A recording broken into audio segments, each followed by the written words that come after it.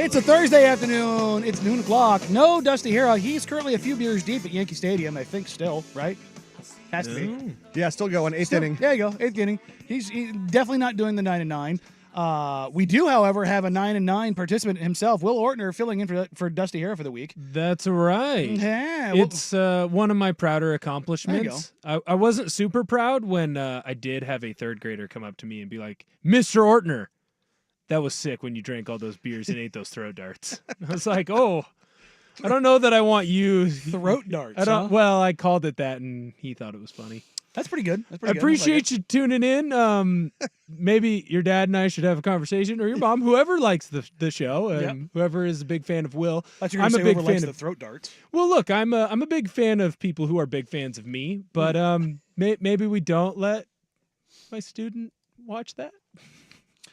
Yeah, no, letting children have unmitigated access to the internet is never a good thing. It's never a good idea.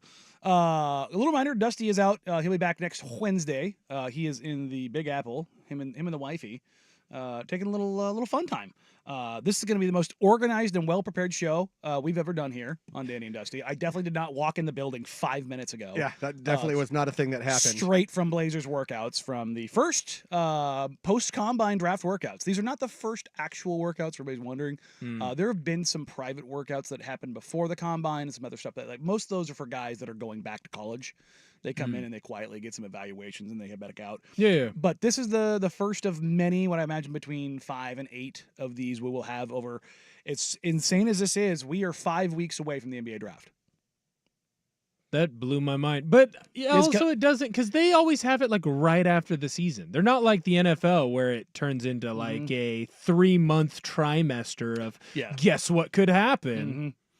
Yeah, the NBA Finals, we talked about this the other day, they're slated to start, was it June 6th? June 6th. Yeah, which, good God, that's more than 2 weeks away. We did get one game of the, or I should say the first game of the Western Conference Finals done, which we will talk about later. But I have to bring up something. We were talking about food right out of the gate. Rufio sent me a tweet this morning that Buffalo Wild Wing is running an all-you-can-eat wings. Yeah, it's on Mondays and Wednesdays. Do they not like money? It's $20, I think, is what the deal is. Do you know what like wings normally cost there? Yeah. Well, did you not see my tweet? They had a tweet where it's like, bet you can't eat 22 chicken wings. It's like, that is a personal affront to me. Like that's fighting words. Yes. I'd rather have you call me a moron. Rufio brought up a very good way to go about this, to where Jeff Rust and I could go eat for free, which was Dusty, Jeff, myself, and Rufio should go to Buffalo Wild Wings. Whoever eats the least has to buy. Oh, yeah, it'd be Dusty. Yes. Yeah. Yeah. Dusty could barely get through the 6-inch Philly cheesesteak the other day. Yeah, I know. You and I both demolished ours. Yeah, super. That was super easy. Didn't even blink. Dusty looked like he was fighting to get down 6 inch, so half of the sandwich. How does he not eat that much? He does. He just eats it over the course of like 12 hours. That's why he's small. Well, skinny. Yeah, well, he's not small. Yeah, I mean, I've come to realize that in shape. I mean, he eats about the same. It's just that his stomach has the capacity of a 2-year-old's. Well, he just eats it over longer periods of time. Because isn't that what they tell you to do? Like, if you want to be healthier, well, it just makes you more full, whatever. Yeah. All that. Who wants all that? Right. I said 2-year-old, but I remember, oh my God, my niece, she might have been like 4. I remember we got sushi one time, and she housed like 3 whole sushi rolls. At 4? Like, you wouldn't believe, brother. We're eating sushi at 4 now? Look, yeah. I didn't know that was a thing. Like, dude, sushi didn't enter the Will Ortner lexicon until well, I don't want to waste 18. The good stuff on you. She loved it. Yeah, well, I can't use chopsticks either, so that's a whole Wait. How can you not, like, even the rubber band ones? No. Dude, There are many things eating-wise that I'm very good at. Using the chopstick, not one of them. I'm going to have to go hit the Asian store by my house and find you a pair of those kid ones. That's what I'm saying, with the rubber band. They're attached at the end, yeah. Well, no. They got like little rubber animals. One's a pig, one's a cow. It's one of the whiter things I do. Like, there are some white things that I do, and not being able to use chopsticks. Yeah, no, I was reprimanded. Have you thought about switching hands? It cost me a date. Like, I was on a date, and the person watched me try to use the chopstick, say, yeah, I'm not even going to attempt this. And she was like, I'm out. She left. I was going to buy dinner. She completely left me there at whatever Japanese restaurant I was at. I can't do it. I don't. Have you tried switching hands? Going I'm right hand to only left hand? I'm only a lefty in like hockey, so I don't. Look, man, I can't use my left hand. It's not going to work. you'd be surprised. That makes it easier if I go lefty into this. Look, I am a righty, but I am an ambidextrous eater. Really? Yeah, it weirded my wife out the first time she saw me like switch from right hand to left hand fork. She was like, "What's happening here?" I'm like, I don't know. Right hand got tired. And I was like, switching to this side. Like, I think a lot of it has to do with like when you're in the military, you're often at tables, Yeah. and sometimes you have less room on one side or the other, so you learn to like cut and fork You got to use opposite, different. because otherwise you're like smashed up against somebody. Well, why don't you just not cut it? Sure, but like also like a lot of food in the military is like It's like hardtack. Well, not only that, you shovel. It's not like fine cuisine, so yeah. you need like proper space to house the food accordingly. To get it in. And so you 'Cause kind you of got have to, limited time. yeah, and you got to learn to like pivot, and so I developed ambidextrous eating, but I discovered this because I use chopsticks left-handed. Like I just go to the chopsticks left-handed. Yeah, I've never tried left-handed. To be honest, I've only tried the chopsticks a couple times because like I know I can't do it. Like I know it's not gonna work, and so I've given up. I have a feeling if I tried chopsticks with my left hand, I would look like Ortner trying to use chopsticks. Dude, it almost turns into more of like a stab down, or like it turns So just into going like full caveman on it. yeah, or I turn them into two and I scoop underneath and I just like dip it in the sauce and then I just shove it in my mouth. I've been reprimanded by many. I was reprimanded by a waiter, like to the point where I felt so bad I gave him an extra tip. Like I gave him 25%. You were shamed into tipping? No, I was shamed into tipping him extra because he like tried to help me. Like he grabbed my hand and was like trying to help me with it as we're like trying to figure out how to get the California roll together. And he's like, "No, look, it's so simple." He just pulled the "come here, little fella." Yeah, no, totally. And I was Patted you on the head. I was in Mexico. It was not like I was at a Japanese restaurant. I was in Cancun, and this man was trying to help me, and I couldn't. And in that moment, I knew because I was there with someone else, and I knew in that moment You knew you weren't going to be leaving with someone else? This relationship will not last much longer. I don't know if you guys know what icks are, but they're like these things like when you see like another person do something, you're like, in that moment, I knew I couldn't continue to date that person, or like I was no longer attracted to that Gen person. Z making up for a word for things we don't like. Or Well, it's like, turn-offs. well, it's like, yes, but like a simple one would be like, I watched him fall. Yeah. And I Yeah. was no longer attracted to that Yes, man it's anymore. called a turn-off. You did not invent a new word or a new phrase or something else that didn't exist beforehand. I'm so sick and tired of TikTok thinking they discovered something new. Drives me insane. I watched in that moment, in her eyes, the God. ick happen. And it was like, yeah, this is done. This is over. And then because I'm an idiot, I tried to do it again with a different person. You need to go take like some chopstick lessons. And I'm No, not. I just need to and go to I'm burger not talking places. the piano, but look, come on, man. It's just. I do it. Yeah, exactly. Thank you. Somebody picked up on Couldn't it. do that either. I do a lot of things where I try to not be like the ugly American, right? Like Suk always talks about that, like wants to not be the ugly American, go out and try new things. You know, you don't have to go to the burger spot every time. Go and try new cuisine. I'll try everything at least once. I think I've been reprimanded to the point where I have to eat sushi at home. I cannot eat sushi in public. It's too embarrassing. It's like my Just big grabbing it with your fingers. Yeah, it turns into my big ugly like What's white worse? American What's thing. worse, going fork or fingers? Well, I'm not a sushi eater at all. Really? Sushi's so good. Yeah, I'll take your word for it. Look, oh, you should try Look, it. you I don't know, ha- I'm gonna you be don't have- caveman, I no, don't no, like no, raw no, fish. No. But It's okay. Well, you it's don't not always have to, raw fish. You don't have to like sashimi. That is different. Like eating like whole slices of raw fish. Like I get that's not a thing. There is here's my hot take of the day. There is a sushi out there for everyone. mm-hmm. Like because there are so many different flavors and tastes and palates and stuff like that. You can get like a baked eel sushi. Yeah, you're not Yeah. Look, helping man, your case here. Listen, I know eel. Like the idea of eel sounds terrible. Yes, it does. It's It sounds horrific. unbelievably. I'm not a seafood guy, but I think I've told this a version of this story before. My captain, or captain I had in the Air Force, Captain Lee, used to eat tuna every freaking day at lunch in a room with recirculated air. And because of that, I wanted to murder my captain.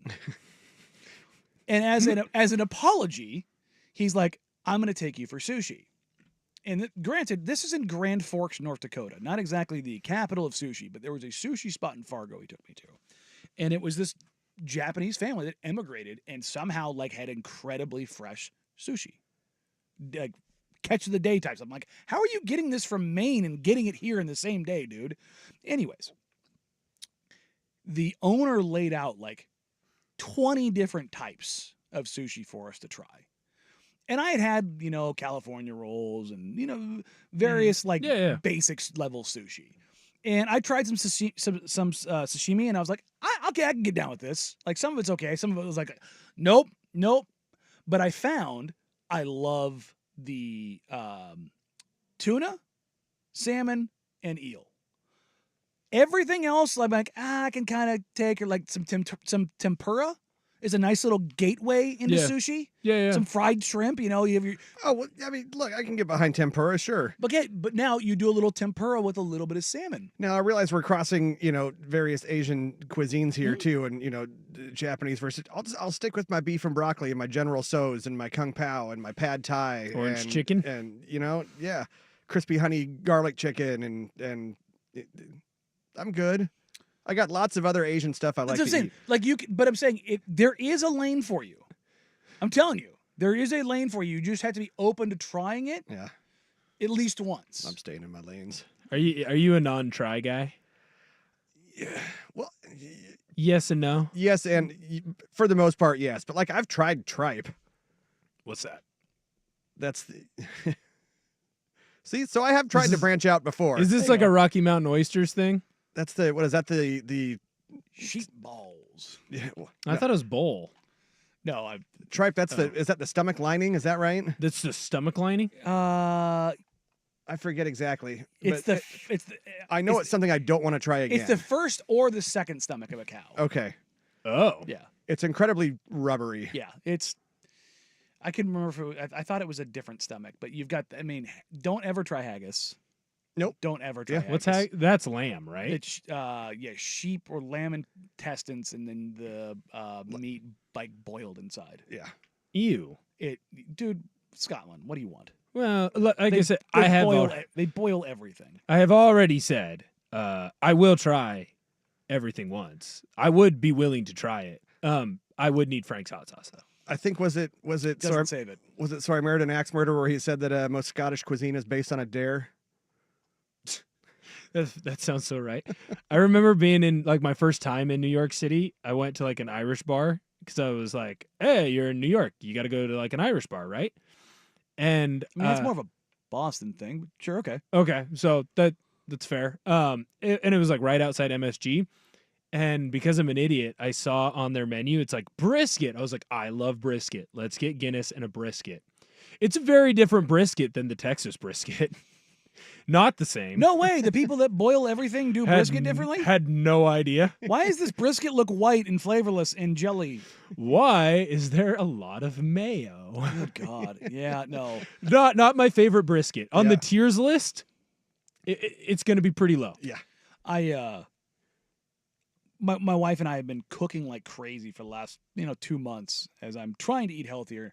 Today was a built-in cheat day, and so we're doing Indian food today. Ooh! So it's not quite really a cheat. It's just not cooking. And there's actually a spot in Sherwood that is incredibly delicious. Mm-hmm.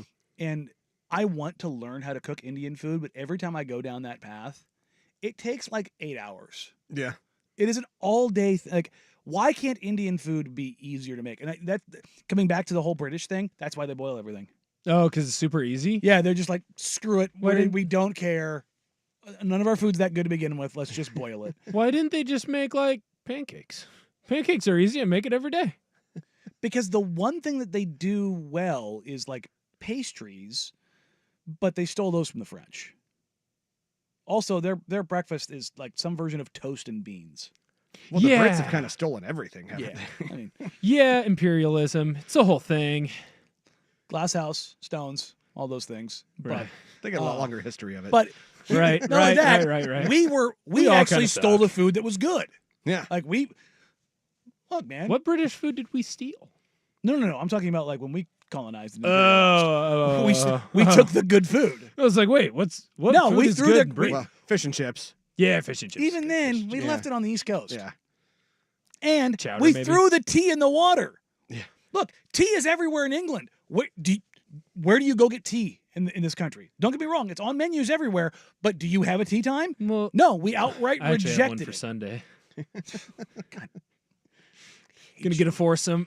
Boys going golfing. Gonna have a little food after. There you go. But we rejected not only their food but their drink as well. That's pretty impressive when you think about it. We threw the tea in the harbor and we went. We even changed This their beer. sucks. We even changed their beer. They drink beer warm, right? Yeah, yes. Also, Or like lukewarm. we caught up on beer finally. Even though they do drink it lukewarm, their beer was better than ours for a very substantial amount of time. Now we have. I was gonna say I'd make the contention. We've Our passed beer them up. kicks their beer's ass. Yes, now we have more than they could ever possibly imagine.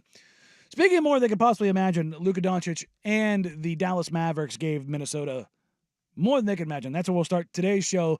The Dallas Mavericks take Game 1 on the road, and we have a series in our hands in Western Conference Finals. Danny and Dusty, Danny the Fan.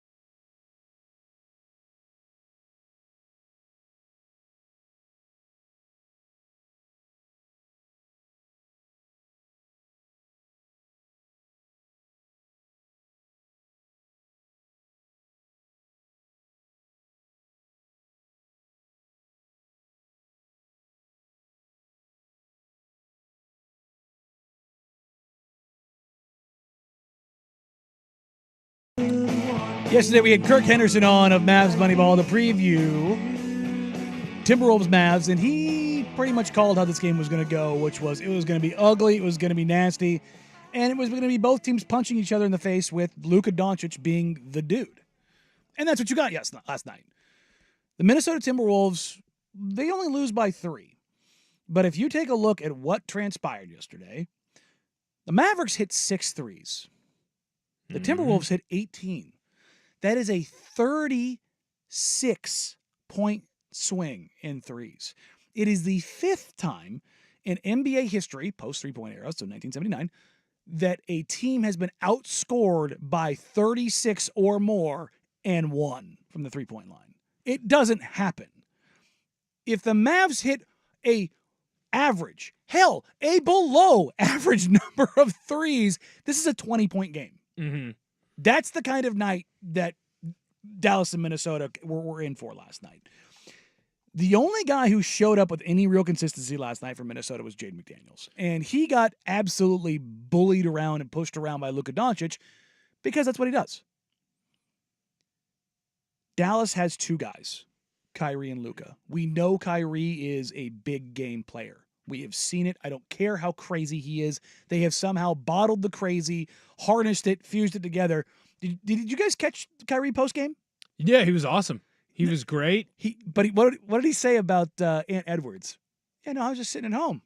Just hanging out. You wanted to say you were taking me? I got him. You know, and that was the thing. Kyrie goes off last night, a very, very solid 12 of 23, 30 points, 5 rebounds, 4 assists. Those two got whatever they wanted all night long. Well, I think the big thing for me was Kyrie Irving early. Like going into the game, everyone talked about how in the first quarter, first half, he kind of feels out the situation. He almost seems to try and get other people involved. And instead in this game, it was how fast can I get downhill and how fast can I get towards the rack? Like it didn't matter who Minnesota put on him. They could put McDaniels on him. They could put Conley on him, Ant on him. I mean, even Alexander Walker on him. They put all these different guys who in the other series, like when Minnesota went against Phoenix, they just had to, they would throw Walker at someone. They'd throw Daniels at someone. They'd throw Edwards at Beal or at Booker, and it would keep them agitated, and they weren't able to get what they wanted. Then when they played Denver, Ant was able to completely shut down Murray in one game. There's another game where Walker shut down Murray, right? So you have all these different long defensive options that you can throw at all these other guards in past series that worked, at least for a game where you shut guys down or you made them less efficient from the field so they still got their points, but they were doing it at a worse shooting percentage. But in this game, Kyrie Irving just said, I can beat anyone they put on me by a step off the dribble, and I can get to the rack. And once I do that, Gobert either has to come up and help, or he's going to stay in that stupid drop coverage thing that they do, where they're just going to let me have this little easy jumper. And I wanted to bring that up with you, Danny. How can you, as the defensive player of the year, a 4-time defensive player of the year, continue to get away with this drop coverage? Because what I've always been told, and I'm no basketball expert, but when a person's in the key, you can't just give them a free shot. Yeah, it's a mid-range and it's not as efficient as maybe getting to the rack, and it's not as high reward as shooting a three-pointer, but they were letting Kyrie and Luka shoot jumpers from 15 feet away all game, and they just kept making them. It's what they want to live with. The problem is that Luka and Kyrie make a living there, and much of the game last night you saw Dallas get single coverage, and not when we brought Kirk on yesterday. He mentioned that Minnesota in the past has shown doubles, they've thrown hedges, they've blitzed, they've shown multiple look coverages on Luka. Last night, they said, we're not going to let the other guys beat us. We're going to make the superstars carry the burden. Right.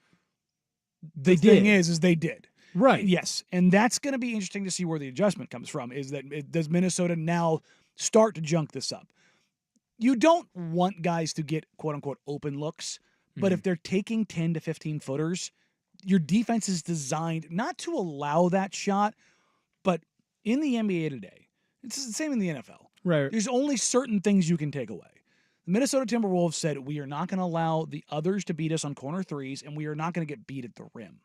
The problem was the Dallas Mavericks got in the paint and murdered in the paint, 68-32, not at the rim. Mm-hmm. The problem with that Dallas presents, and this is kind of what we were wondering going into this series, is how impactful could Dallas be in that spot? Well, it feels like the perfect spot for Kyrie, and it feels like the perfect spot for Luka. Like, Luka can shoot 3-pointers, but where he makes his living is getting into that spot, almost that high post area, where if you send an extra help defender on him, he's smart enough to where he can get the pass out to Gafford or to Lively, where they can go and finish at the rim with dunks, which you saw in the third quarter a lot. But the other thing that he can do is if you don't go out there, he's the second best player in the world right now, and he's going to make that shot every single time. We talk about Kyrie Irving being one of the greatest, if not the greatest, point guard, small, shorter guard finisher at the rim.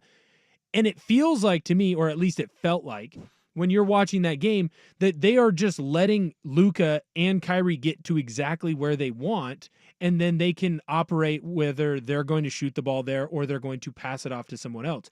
It almost felt like they're like, we're going to let you do what you want to do.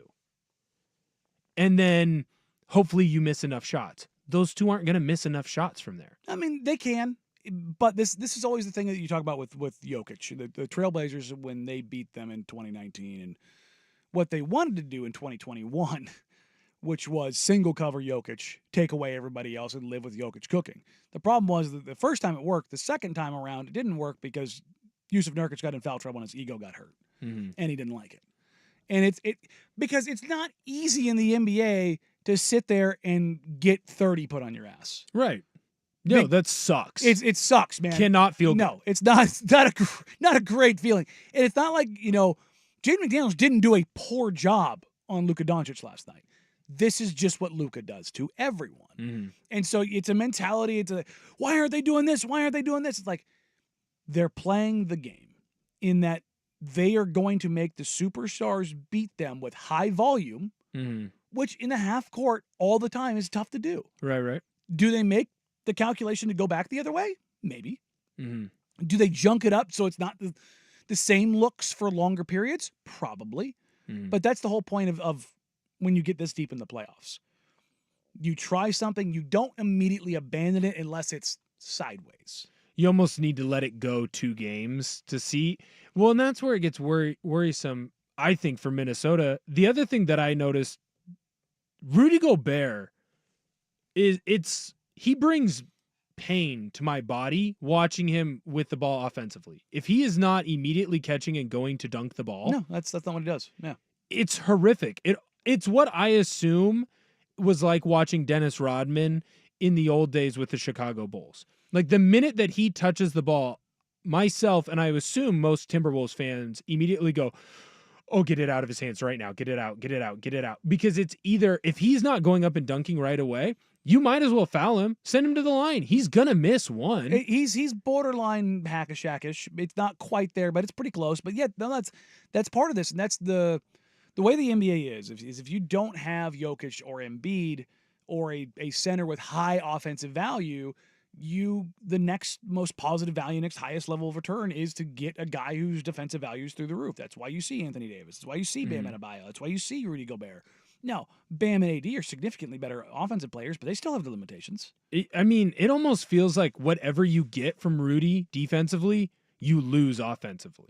Not necessarily, because his rim gravity is so obscene. And he can make some crazy dunks. And not just that, like when he rolls to the rim, he is so big, so long, so strong, so physical at the top. Guys aren't jumping up with him. Right. Like how many times do you see Rudy Gobert catch a lob and not finish it? Right. And that's totally. And it's a very real threat. So it's just something that they have to kind of find a way to maximize so that they can't hide somebody on him defensively. And which is interesting because he does the same thing defensively. Right. When there's somebody that's on the floor who's a non-shooter, Rudy guards him so he can just stay in the paint. Right. So he can be the rim protector and scare people, which, like, it's a scary proposition. Right. And don't get me wrong. I'm not an idiot. He is the best defensive player in the NBA right now. I mean, Victor Wembanyama is going to take over that mantle. He's going to take it over really quickly.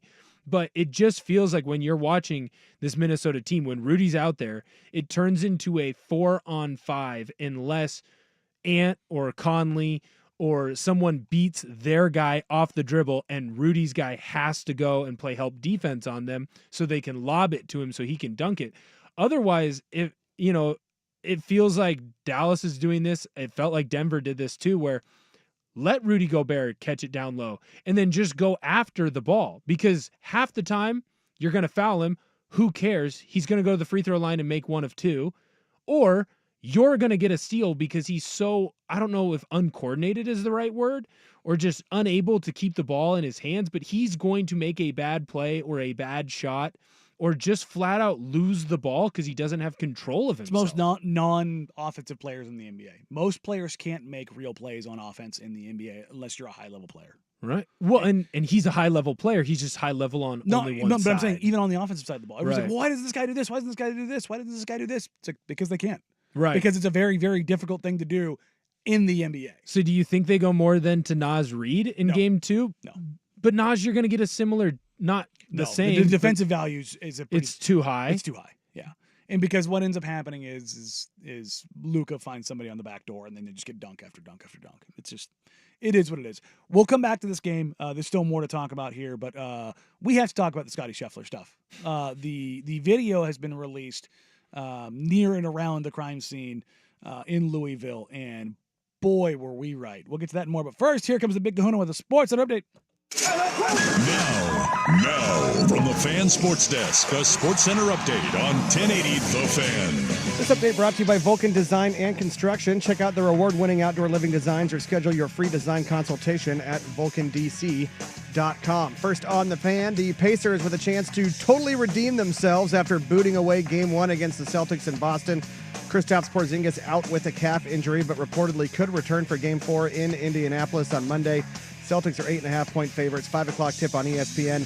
9:10 ESPN Portland will have coverage at the conclusion of Oregon Ducks baseball. 8 days after being eliminated in the Eastern Conference semis, the Cavaliers have fired head coach J.B. Bickerstaff. After taking over as interim coach in 2020, Bickerstaff amassed a record of 170 and 159 in 5 seasons in Cleveland. Got the first round of the Charles Schwab Challenge from Colonial in Fort Worth, and a logjam at the top of the leaderboard. S.H. Kim, Martin Laird, Davis Riley, Brian Harmon, Tony Finau, all in the clubhouse after rounds of 4 under 66. Callum Tarrant is 4 under through 10. The Mariners letting the Yankees salvage a split this morning with a 5-0 loss in the Bronx. Giancarlo Stanton and Aaron Judge each with solo home runs. Luis Gil wins his 5th straight start, going 6 1/3, giving up 1 hit with 2 walks and 8 strikeouts. It is getaway day in the Bigs. Bottom of the 7th in Cincinnati, the Padres and the Reds are tied at 4 apiece. Phillies lead the Rangers 4-2. That's top of the 7th in Philadelphia. Top of the 5th at Wrigley Field. Braves 1, Cubs 0, and we do have one final from earlier. The Giants score 5 in the 8th to beat the Pirates 7-6. More sports scores and stories in 30 minutes. I'm Jeff Rust at the Fan Sports Desk. Listen live or on demand on the Odyssey app, the Fan's desktop player, or tell your smart speaker to play 1080 The Fan. One number does it all for contests and texting your favorite fan shows. The Vancouver Ford text line is 503-864-6FAN.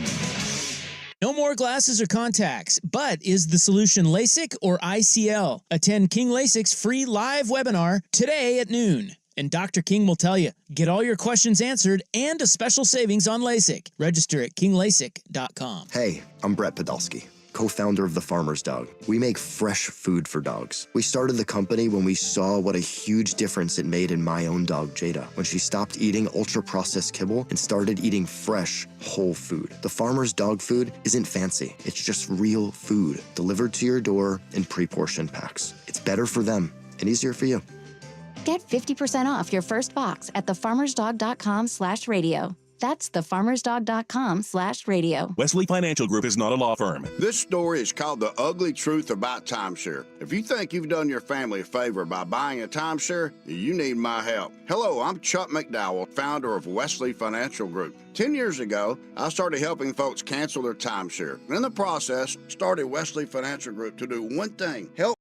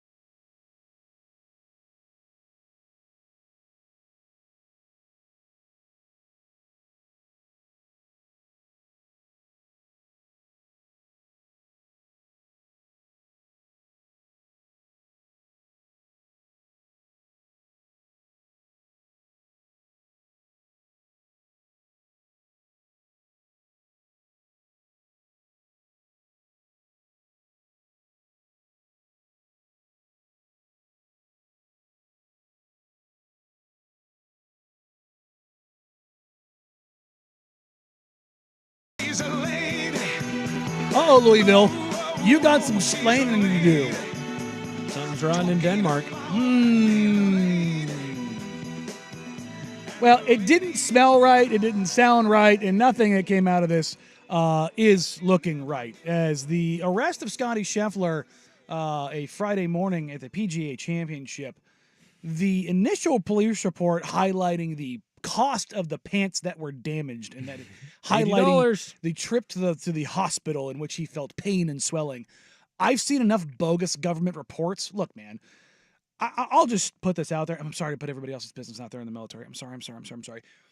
Our enlisted performance reports or EPRs, they're all bullets and they're all graded 0 to 5 and all these things. They're all fake. They're all terrible. We all suck. And you have to BS your way through it to make it sound, super official and to like maximize. Like somebody who works in. It's like when you're writing your resume and you'd be like, I was the vice president. Yeah, I optimized ops.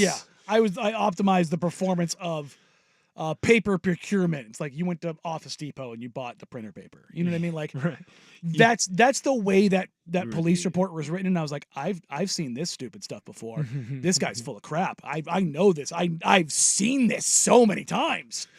That was a dead giveaway for this guy. It's full of crap. Yeah. Well, we got the video camera from across the street because, shockingly, this moron failed to turn on his body camera, which was mandated to be on.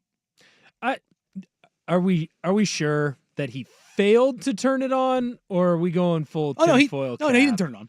He can choose not to do that? Because, like, there's a part of me that thinks even if he had it on, he might have just, like, obscured it. Maybe that goes away. Maybe that goes bye-bye. It's gone. It's done. Yeah. That's why I'm a big fan of the always running body cams that you can't turn on and off. I thought that's what they had to wear anyways. I didn't realize it was a most thing. of them do, but yeah. The video camera from across the street, which it's not perfect. This isn't the Zapruder film. We can't see the brain matter, but it's pretty clear that Scottie Scheffler, when flagged down, comes to a stop and an a-hole cop comes over and slams his car. Well, that's why he had to go to the hospital for pain and suffering, because he hit it so hard with his fist. Yes. I mean, you can clearly see him do that. Now, to be fair, like you don't get a full view. It's obstructed. Maybe there's a dragging involved, but from what you can see on the film, he didn't get dragged. No, didn't. I saw zero dragging. No, unless we have different definitions. Like, I don't know. Maybe in Louisville, like they use the metric system. They're not full American system. I don't know. Maybe dragging means something different Or down they're there. too stupid to know what dragging means. Or maybe he knows that he was wrong and he tried to make it sound worse. That's than it was. 100% what happened is that you had a guy. Look, the second this happened, this is what I said. Oh, wait, that was the detective that was out there directing traffic at 6 o'clock in the morning? Oh, he was pissed because he's not supposed to be there. He's probably holding the scene until Snuffy, the traffic cop, shows up. It's pouring down rain. It's 6 o'clock in the morning. He has to go deal with somebody dead on the side of the road. Look, I'm not trying to desensitize somebody dying. I'm telling you what goes to the mind of somebody who works in a government capacity and doesn't want to deal with the crap work, i.e. standing in the rain while you have other things to do, like assessing how somebody died. And on top of it, he's probably an a-hole. Yeah. Like, you could garner that information without seeing him, hearing him, or knowing much other than Scottie Scheffler, one of the nicest people on the planet, was arrested, and this guy's police report. Yeah. The Louisville Metro Police Department has said that they're going to take corrective action for Detective Gillis's violation. And right now the mayor is saying there's no video available of like the initial interaction.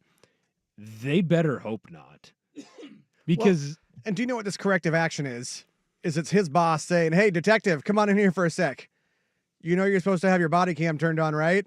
"Yes, sir." Well, "Okay, good talk." It might get worse if Scottie comes back, because I feel like if this is the video that's out there, Scottie wins, right? Scottie wins and he doesn't end up getting in trouble, and he's made it very clear, and his lawyers made it very clear that they're not going to settle. Well, if Scottie wins, can't Scottie come back over the top and come back with a lawsuit? Look, the quote-unquote right thing to do is for Scheffler to let bygones be bygones and pretend this never happened. If I'm Scottie Scheffler, I am the most petty, petulant, vindictive SOB on the face of the planet. You dragged me out of my car before I was playing in a PGA championship. Smashed my car. You perp walked me when I was and also in a clearly marked PGA, player courtesy car. You perp walked and orange jumpsuited me and mugshotted me, all to embarrass me. All to embarrass me because of your bleeping ego. I want my pound of flesh, which is either him suspended without pay and a formal apology and acknowledgement of said douchebaggery.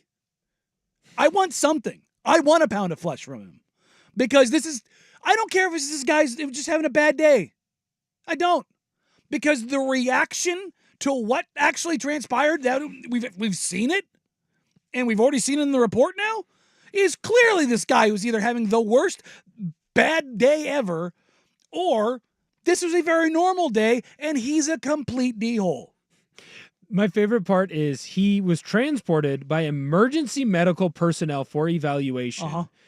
He suffered pain, swelling, and abrasions to his left wrist and knee. When you watch the video, I'm very well aware of why his left wrist had pain, swelling, and abrasions. Yeah, because he punched a freaking car. I thought he broke I'm shocked he didn't break the window. I'm shocked. With how hard he punched that window, it didn't break. Which might tell me why he's a bit of a jerk. Not the first time he's done it? Well, I bet it's not the first time that he did it, but also, if you are going to punch the glass and you don't break it, there's got to be some embarrassment there. Then you've got all your boys. Womp, womp, womp. Right. Like, then you've got all your boys chirping you like, did he just arrest Scottie Scheffler? We just arrested Scottie Scheffler.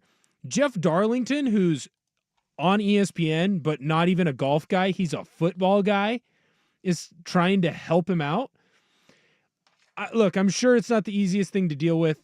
It's definitely one of the harder jobs, but you can't make this mistake and then try and throw a bunch of other stuff on it so that people feel bad for you. Like, how do you not realize that there's going to be video evidence?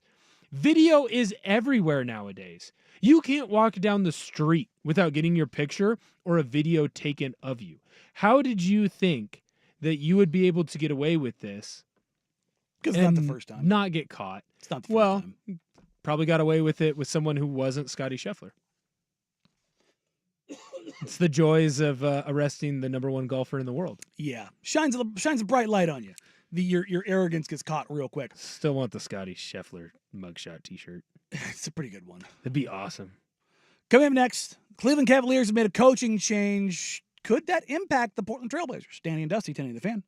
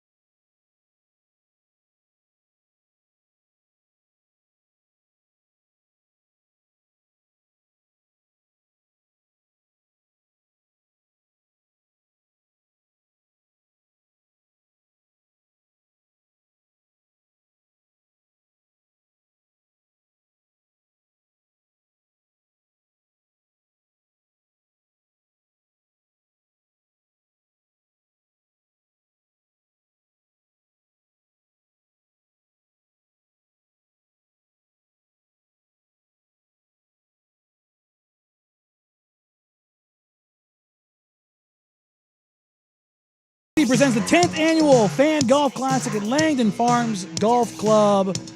Ladies and gentlemen, the afternoon round is very close to filling out. You need to get in meow. Right meow. Right meow.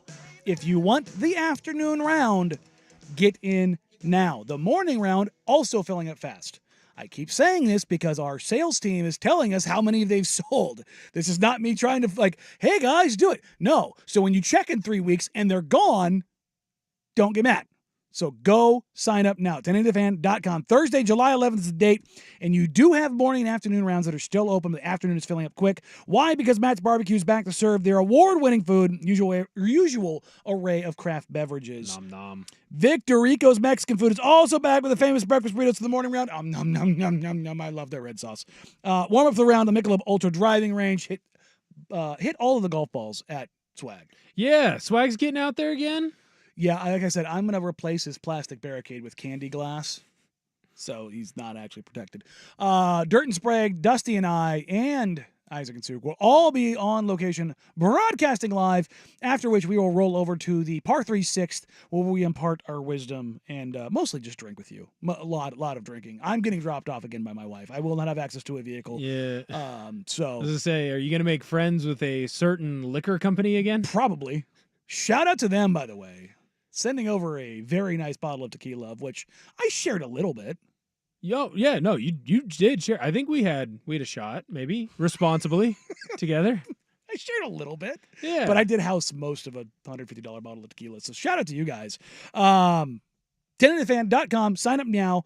Come out there and have a good time. It's an absolutely awesome time. Absolutely awesome time. So much fun. Cool thing about it is it's always going to be kind of a reminder and a marker for Dusty and I, because the show started At technically the Fan Golf Classic? July 5th on the network, but we did our cold open, as it were, at the golf course 2 years ago. So it's always something I'm kind of looking forward to as a little marking point. So get out there, 1080thefan.com. Par 3 6th, brought to you by Doers. Get out there and have all of the beverages, all of the good times, and cheat.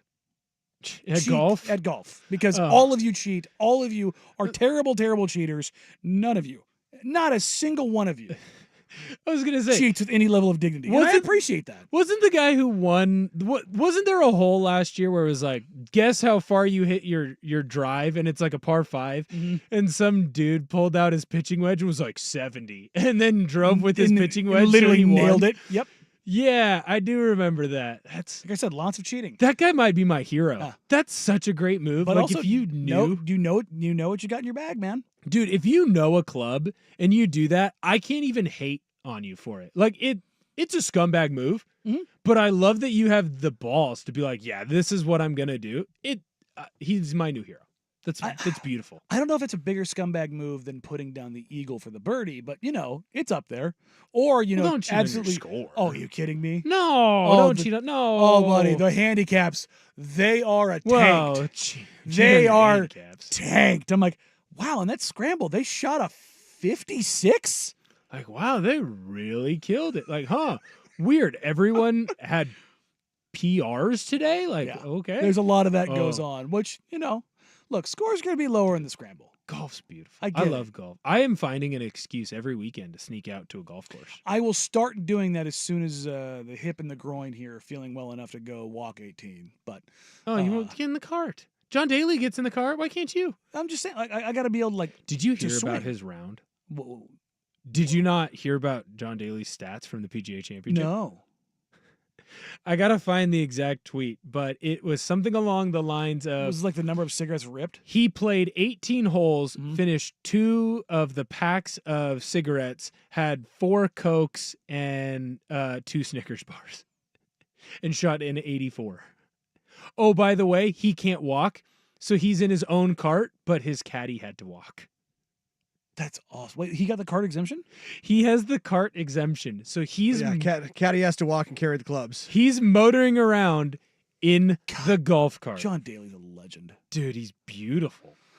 All right, I like it. So there you go. Get out there, get on the golf course, and we'll see you all there. Coming up next, the Cleveland Cavaliers have parted ways with their head coach, J.B. Bickerstaff. Could that mean anything for the Portland Trailblazers? Danny and Dusty, 1080 The Fan.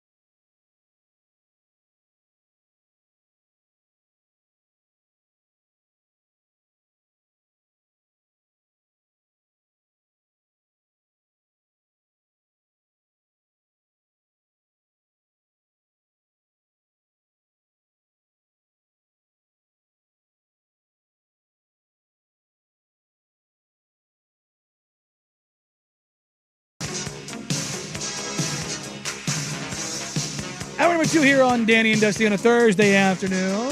We appreciate you. We love you. Listen on 1080 AM.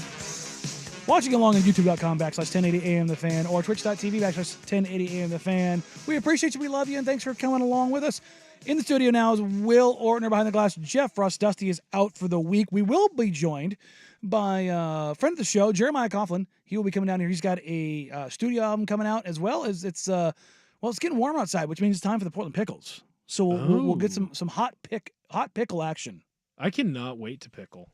Pickling's fun. I'm gonna go to a Pickles game. This is like year. the third time Jeremiah has been here with Dusty gone though. This just shows to show you that Dusty is truly gone all the time. I think it just been me does every not time. Work. I think it's been me every time. Dusty never works. I mean, it's absolutely incredible how little he works. Well, I'm not going to say that. As someone who has claimed Dusty as their radio mentor, I love Dusty, and I think he's earned a fun vacation in New York. Yes, but I'm still going to give him crap. We have the fan golf tournament, but we also have another fun giveaway this week. A chance to go see the cars go around the track, making a left turn. An occasional right as well. Why? Because NASCAR is coming to PIR June 1st. If you're listening right now, 503-864-6326. Text in RACING, RACING, right now to enter for your chance to win tickets to NASCAR on June 1st at Portland International Raceway. You will receive a pair of tickets courtesy of NASCAR. For all your all your details and all your questions, visit 1080thefan.com, but text in right meow. It's going to be fun. Did you in high school ever go to PIR? I went to the drag strip. I went to the drags. Races. I never went to because my high school time, the races, I don't believe they were here. Like there was a 5-year lull. Remember, where because we used to do some of the indie stuff. Yeah, no, and then we didn't. They did those when I was in school. Yeah, see, there's a 20-year gap between when you were in school and when I was in school. Well, I thought there was like a 5-year gap where they stopped doing it, but I remember. Yeah. There was, but there was a 20-year gap between us. Between us.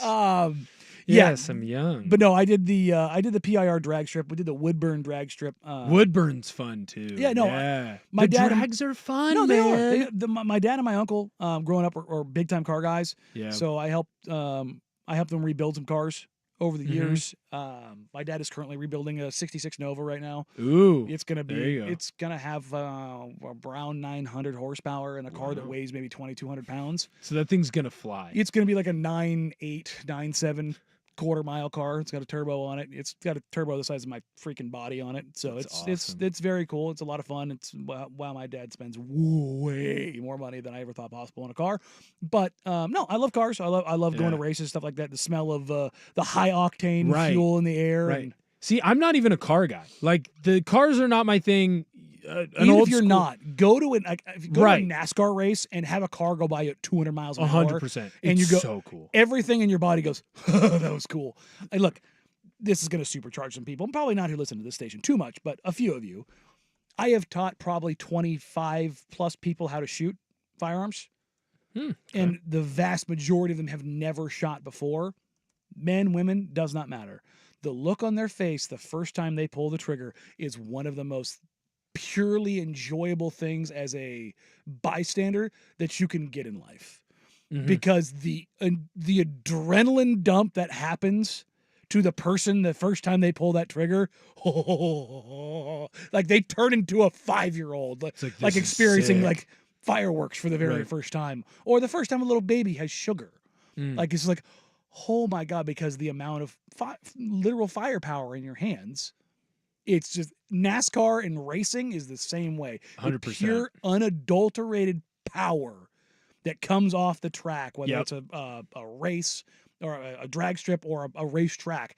It is absolutely something to behold. Even if you have not a care in the world about racing. 100%. Because like I said, not a car guy. Couldn't tell you like what an old car is, what a fancy car is. Couldn't do any of that. I used to love in high school Wednesday nights going down to the PIR drag strip because that's when all my buddies would race.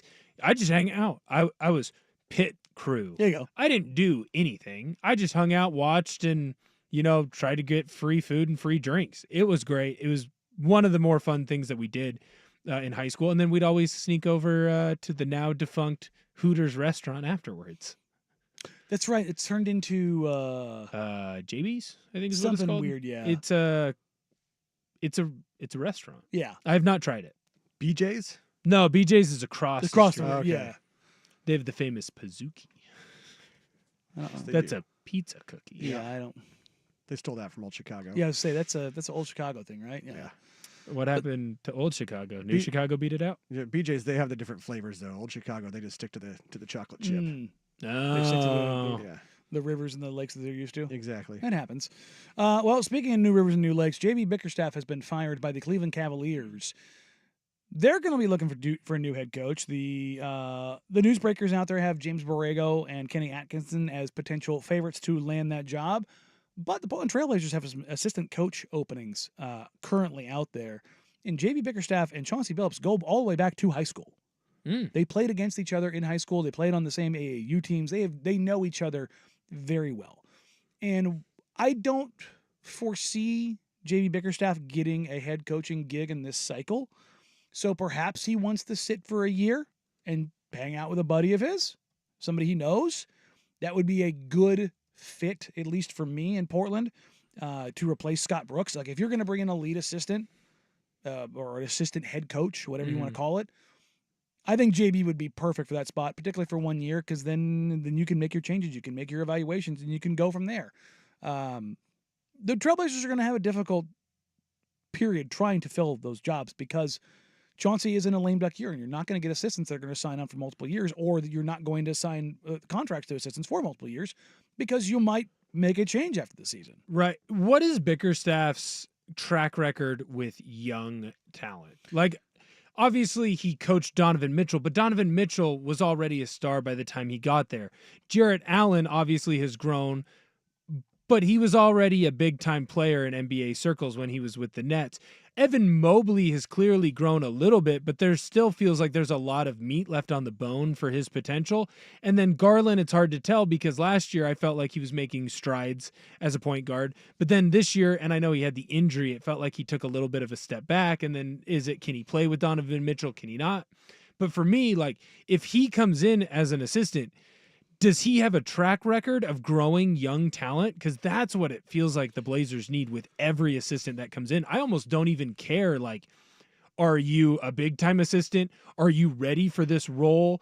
Is this a spot that you should have right now? If your backing is he's good at developing young talent, I'd rather go and grab someone and have them be underqualified for their position if they're known to develop that young talent so they can develop Scoot or Shaden or, whoever else you want to throw in there. Well, JB's an NBA lifer. He's been an assistant coach since he was 25 years old, starting in 04-05. He has been in Charlotte, Minnesota, Houston, Memphis, and Cleveland. He has worked as a head coach in Memphis and Cleveland. In Memphis, he was there for the Grit and Grind Grizzlies. He was there for the early era Rockets when they first made their change with James Harden. And then he's been in Cleveland for 6 years. He was associate head coach for a year and then took over as the head coach as an interim basis before taking over for 4 straight years. So that means he oversaw really Darius Garland's growth to an all-star. And I think that's something to point to. I think I think that's huge. Yeah, and with Scoot, huge. Yes, and more than that, Bickerstaff is, like I said, he's an NBA lifer. His dad is an NBA lifer. He knows the game. He knows the process. He's well respected. Getting fired in Cleveland, I think it was a situation where he might have lost the locker room because the team didn't. It wasn't. It's hard to say this like without it being taken out of context or being over exaggerated.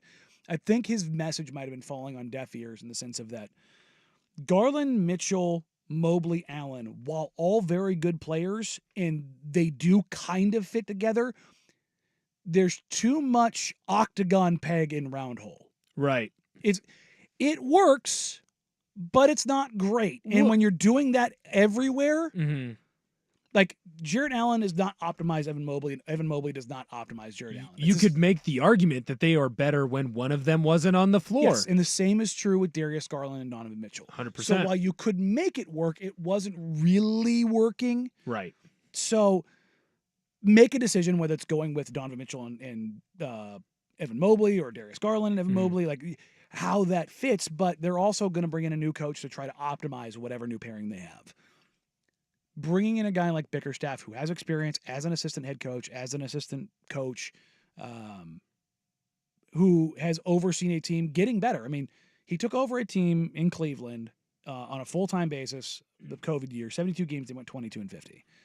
The next year, they won 44 games. The next year, they won 51 games. This year, even with a pile of injuries, including Darius Garland, Donovan Mitchell, they won 48 games. Yeah, they've won their first series without LeBron since like 93. Yes. So he can clearly coach. No, he's a good coach. And it's just things run their course. And typically, outside of Spoelstra, outside of Pop, 5-6 years is kind of how things go. That's really Kerr gets the leash because they won enough. They won titles, and they're very close, and the stars are all still there. Well, and it's also like that's Steph's guy. Like Yes. I kind of get a feeling, and it helps that the Shams report came out like in the third quarter of Game 5 of their Boston series. Mm-hmm.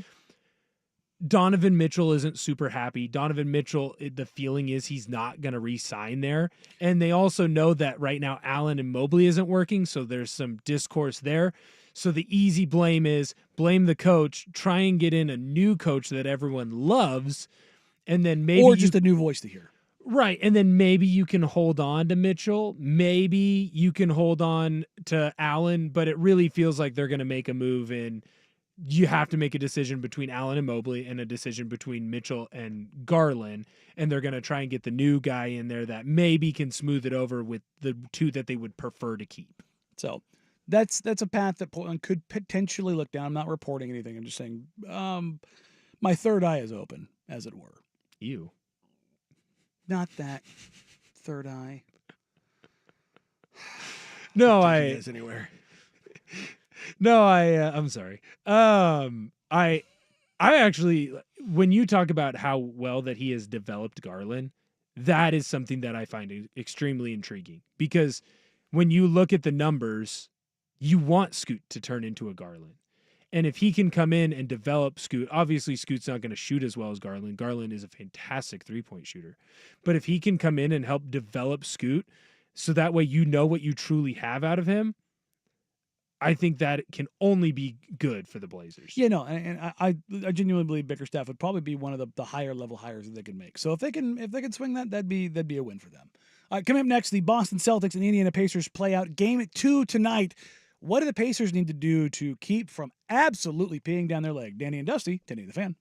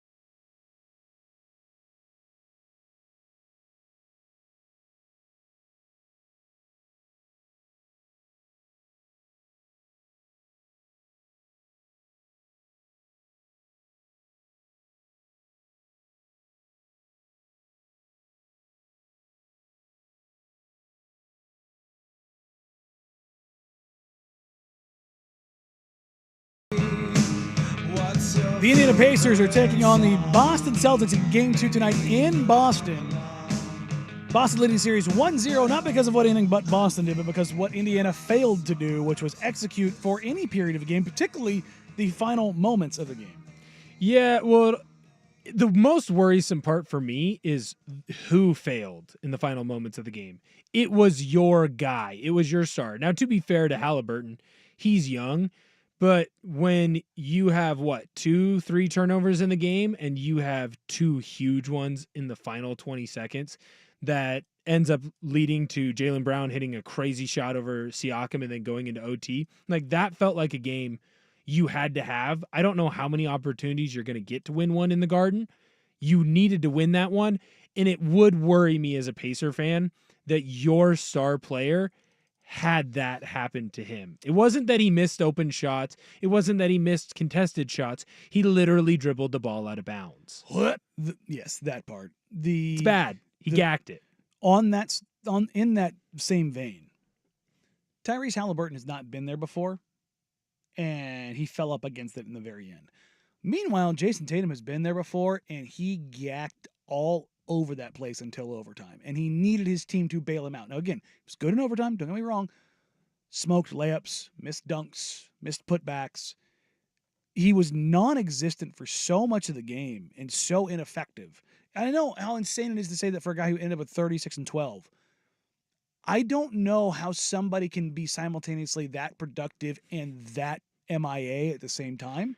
I saw a tweet where it was like a Boston Bruins fan, like it's a fan account, and the guy goes, I get why everyone talks about Jason Tatum being one of, if not the best players in the NBA. At the same time, I also get why everyone hates him too.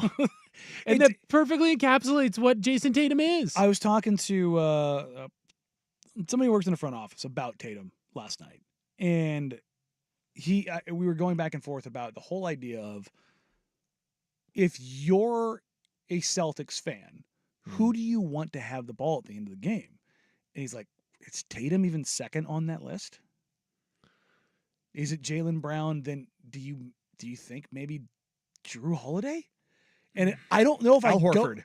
I don't know if I go that far. Old ass Al Horford. But maybe Derek White. I do not trust him. No, I feel so. Here is the beauty, though, of this team that Brad Stevens has built. You don't trust, because I wouldn't necessarily say that I trust Brown either, but here's the beauty. There's so many talented pieces. You have older guys like Horford and Drew Holiday. Drew Holiday has won a title, so he knows how to do different things. Derek White. When Derek White is on, he's the perfect sixth man for that team.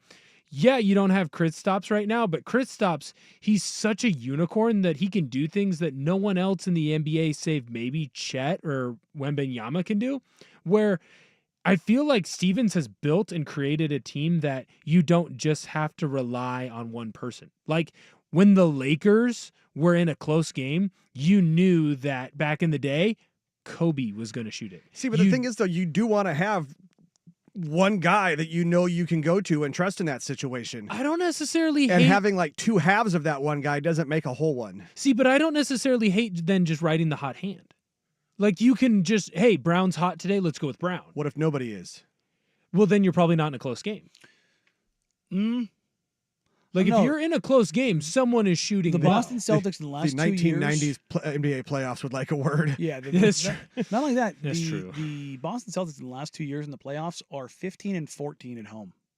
Yeah, they struggle. Game twos. For a team that is supposed to be this good.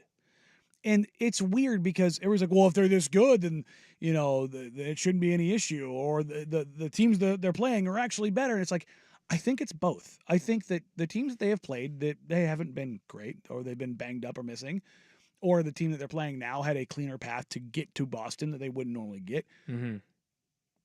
And Boston is a very good team with the flaws that they have are so dynamic that it allows for a team to both simultaneously be one of the best in this regular season. Boston was one of the best offensive teams in the history of the NBA. Yeah. Up there with beyond the Warriors. Like, they were insanely good.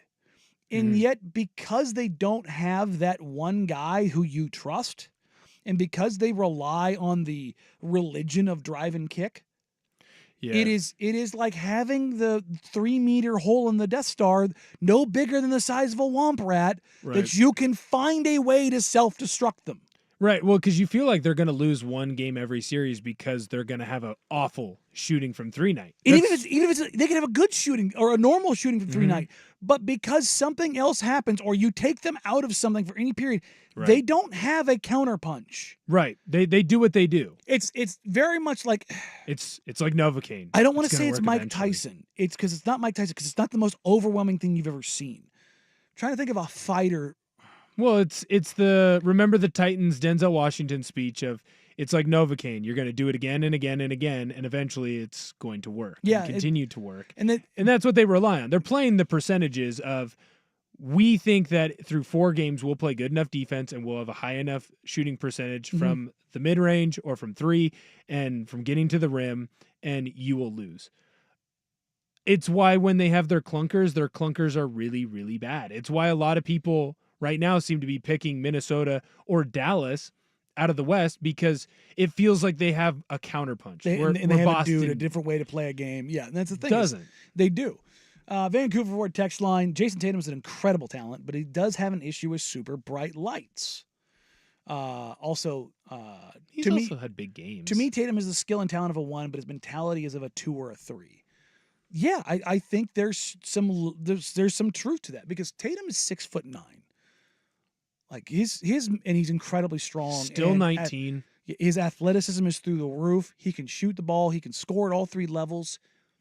When do you see it's not necessarily a criticism, but it would be such a stark contrast to everything we've ever seen in the NBA of winners. And I'm not saying Tatum's not a winner. I'm saying the guys that win at the highest level. Even Jokic, the reluctant MVP, realized I've got to get buckets. And so what did he do? Look, because Jokic doesn't want, if he could pass every possession, he would. Right. But he realized, like, okay, man, I've just got to go. It's Jokic time. I've got to cook. Couldn't you make the argument he did that in OT? Yes, but he got lucky that they got there. Yeah, and that's the thing is, and even then he got to the free throw line 5 times. Right. And the Brown shot, like it went in, but that's not a good shot. It was a 16% chance of going in by the metrics. It's not a good shot, but it went in, so it's a good shot. It's my claim on it. It's the Dame over Paul George shot. Is it the ideal shot that you want? No, but it went in, and so it's good. My thing with Tatum is he's very clearly a good player, but he does have a little bit of a feel of like some of the complaints that people had about LeBron when LeBron was in his first stint in Cleveland of he will defer to others at times. And deferring is not an issue because LeBron would also the entire game beforehand would put he's making the right play. It's disappearing is the issue. That's the thing. And he does. And that's the thing is you look at LeBron James's playoff numbers are bonkers. Right. Bonkers. And Luka's going down that path. Luka's playoff numbers are nuts. Yeah. You don't question when the lights come on what that guy is going to do. Right. Nobody's ever accused Luka Doncic of being a shrinking violet. That has never been a thing. Jason Tatum has been there his entire career. We are in the peak of his career, his apex. Yep. I was just going to say, so we're 7 years in. At what point do we stop wondering if this is going to be a thing? Versus knowing that that's right. a thing. Yeah. I don't know. Maybe I'm just trying to defend him to a degree because I don't feel like it's the same as the other guy that we talk about in this vein is Joel Embiid. Like when I look at this Tatum compared to Embiid, Tatum is miles better in the clutch than Embiid. I always feel like when the lights get brightest, Embiid gets smallest. I push back against that just mostly because Embiid's been injured, but that's also a part of it is the availability should play into this. Right. And I think there's obviously some truth. Like he clearly has had moments where he's disappeared, but he's also had moments where he's come up big for them in the clutch. And so that's why I really harp on it. Feels like they've built this team to be a ride the hot hand. Another analogy that I would make is like when you look at the Mariners situation for their relief pitchers, right? Andres Munoz is your traditional closer. Sure. But he doesn't get a lot of saves necessarily because they are going to use him versus the toughest part of the lineup. It's also, he's never going to get a lot of saves because the Mariners can't score runs. Hey-oh! First place in the division. What up? Just saying. But look at that run and like the differential. 9th best run differential in the American League. Hey, stop looking at all the stats. Just look at the one number where we're in first and then stop the count. Yeah, there you go. But all I'm trying to get at here is I just feel like with the way that this team is built, you don't necessarily need Tatum to be the guy all the time. Now, he can't disappear. No, but you need him in the moment. And that's the thing is, in the moment, you look around and you go, sometimes he's there, sometimes he's not. where is he? Like, if you're asking me in the moment who I trust to show up, Drew as a dude, for Drew will sure, show because up. he's already done it. Mm-hmm. But Jalen. Yes. Jalen's the one. Even if he fails, even if Jalen fails, I expect him to show up and be he's the willing to closer. to take the chance. Where Tatum, like, God, I feel like I'm screaming like a hot take host, but it's like, you want Tatum to be so much more than he is because the collection of talent is so unbelievable. He's built in a basketball lab. 6'9", incredible athleticism, ability to go left, right, up, down, everywhere in between. Hit threes, finish in the rim, pull up. Like, there's not a weakness in his game other than the mental aspect. Right. And that's what leaves you wanting so much more. This is an interesting one. I disagree on one of these points, but hey, bros, the last two non-superstar-led champs were the Dirk Mavs and the Chauncey Pistons.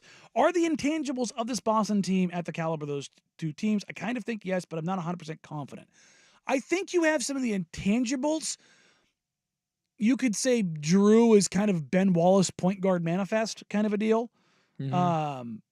But I think you have what the issue with the Celtics is you have Tayshaun Prince's mentality in Chauncey Billups or Rasheed Wallace's body slash skill set. Yeah. Tayshaun, great player, but he was a great role player, not a great one or two. And I think that is probably where I draw the line. Also, Dirk was absolutely a superstar. Yeah. Dirk, especially in 2011, that dude was a man possessed. Well, I also have a hard time comparing this Boston team to those teams because the collection of talent, like everyone likes to go back to those Pistons teams of like, they didn't have one great superstar. They had a collection of all these really good. No, they just had 4 all-stars. It's like when you look at this Boston team, they have 5, right? Tatum's been an all-star. Brown's been an all-star. They've all been an all-star. Drew's been an all-star. Yeah. KP's been an all-star. White's the only one that hasn't. And even then, Horford's was been close this year. And Horford's been an all-star. So I don't know. The collection of talent matches, certainly. But I don't think it's deeper.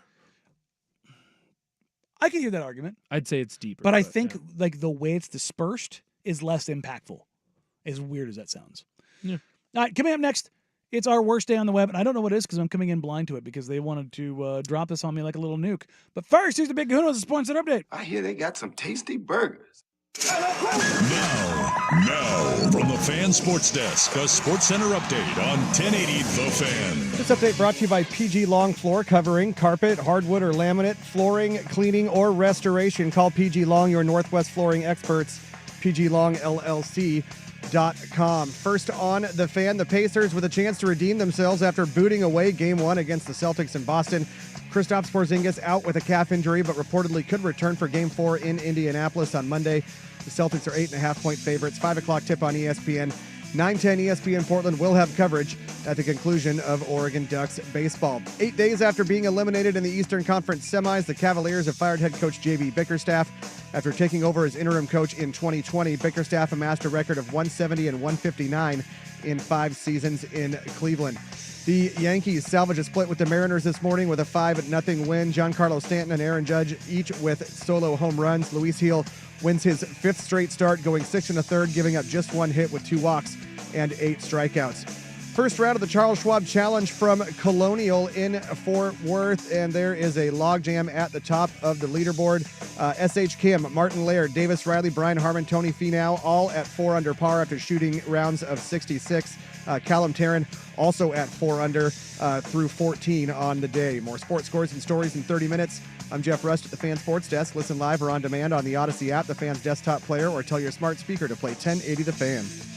Your favorite fan shows are on YouTube. Mash the subscribe button and like us for live streaming video and 1080 The Fan on demand.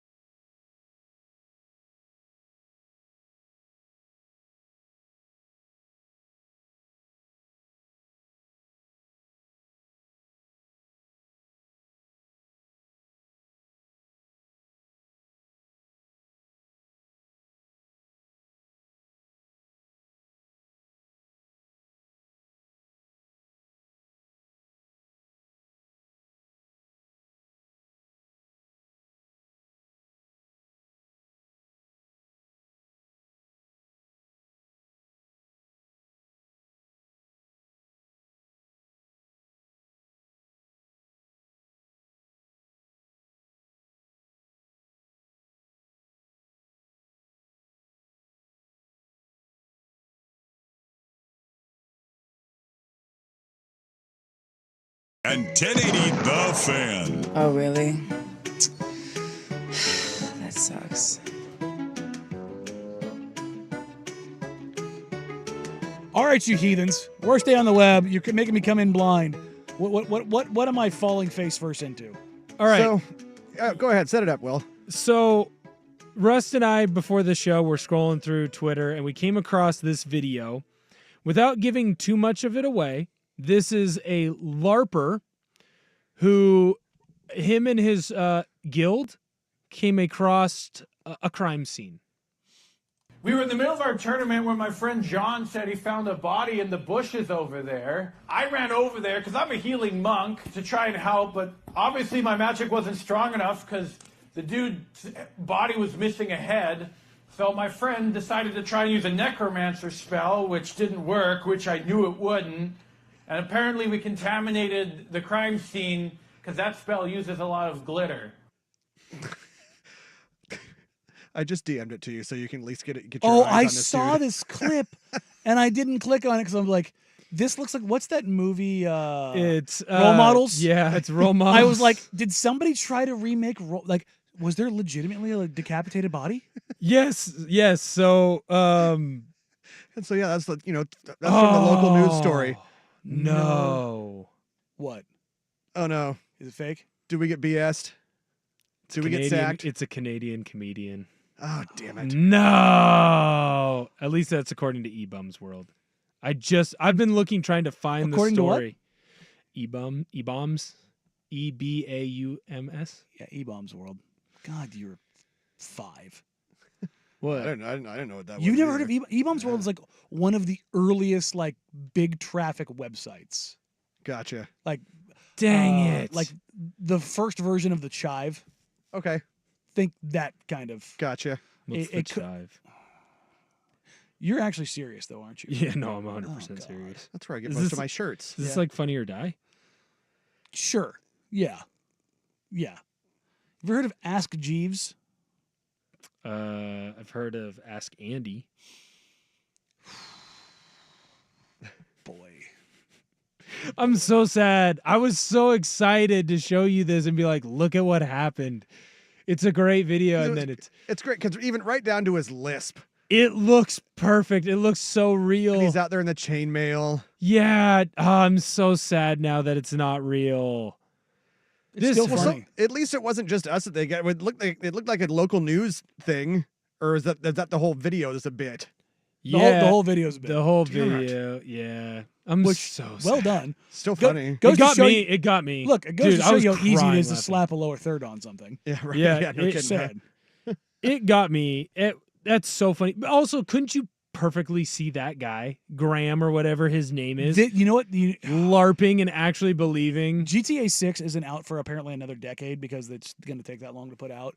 But they did the whole thing where they took real life people and put them in GTA 6, like the lady with the shears, the guy with the Joker face tattoos, and the strippers on top of the cars. Like those are all like when they ran the trailer for that game. Those are all actual real things. The guy with the alligator coming out of the guy's pool was all based on basically Florida man and Florida woman to an extent. This feels like something that should be like a part of a trailer to a video game and but like actually put into an RPG game. It's so perfect too. Have you There guys? you go. There's the premise. Look, there you go, Hollywood. I gave you your next crappy movie. Have you guys ever instead LARPed? instead of Jumanji, where the board game comes to life, it's a role playing game come to life. So you go full Dungeons and Dragons, where you have LARPers who are like, "Oh my god, this looks like a dead body," and they think it's fake, but it actually turns out to be real. And oh my god, Have you guys gone to see, his, look. Tell me you can't envision that crappy show on Netflix already. Have you gone to his Instagram or his Twitter? Do you know what he's selling? What? Divorced dad's starter packs trading cards. There's a card on here for the gout, a flat-footed beast, So there you go. bald spot, call your ex, I like the this judge, and it's like a demon. because he'll never ever side with you. Dude, this is awesome. I want to play this game. It's the divorced dad's Give it starter 15 more pack. years. You'll have an opportunity. I've been trying. Well, give it time. Just wait till she sees me try and eat a sushi roll. Yeah. I guess this is the worst day on the web for a couple of reasons. One, for the story, and two, because we got. You got yeah, got. we got buried. Yeah, and guess who gets to claim innocence on that one? This guy. Well, hey, look, you know what? It's still a great video, and if you haven't seen it, you should go and check it out. Worst day on the web is Jeff and I. yeah, for getting caught. The house. Choose one beast on your field for the duration of your turn. It can attack your opponent's cans directly. This tool cannot be doubled. That's great. I like it.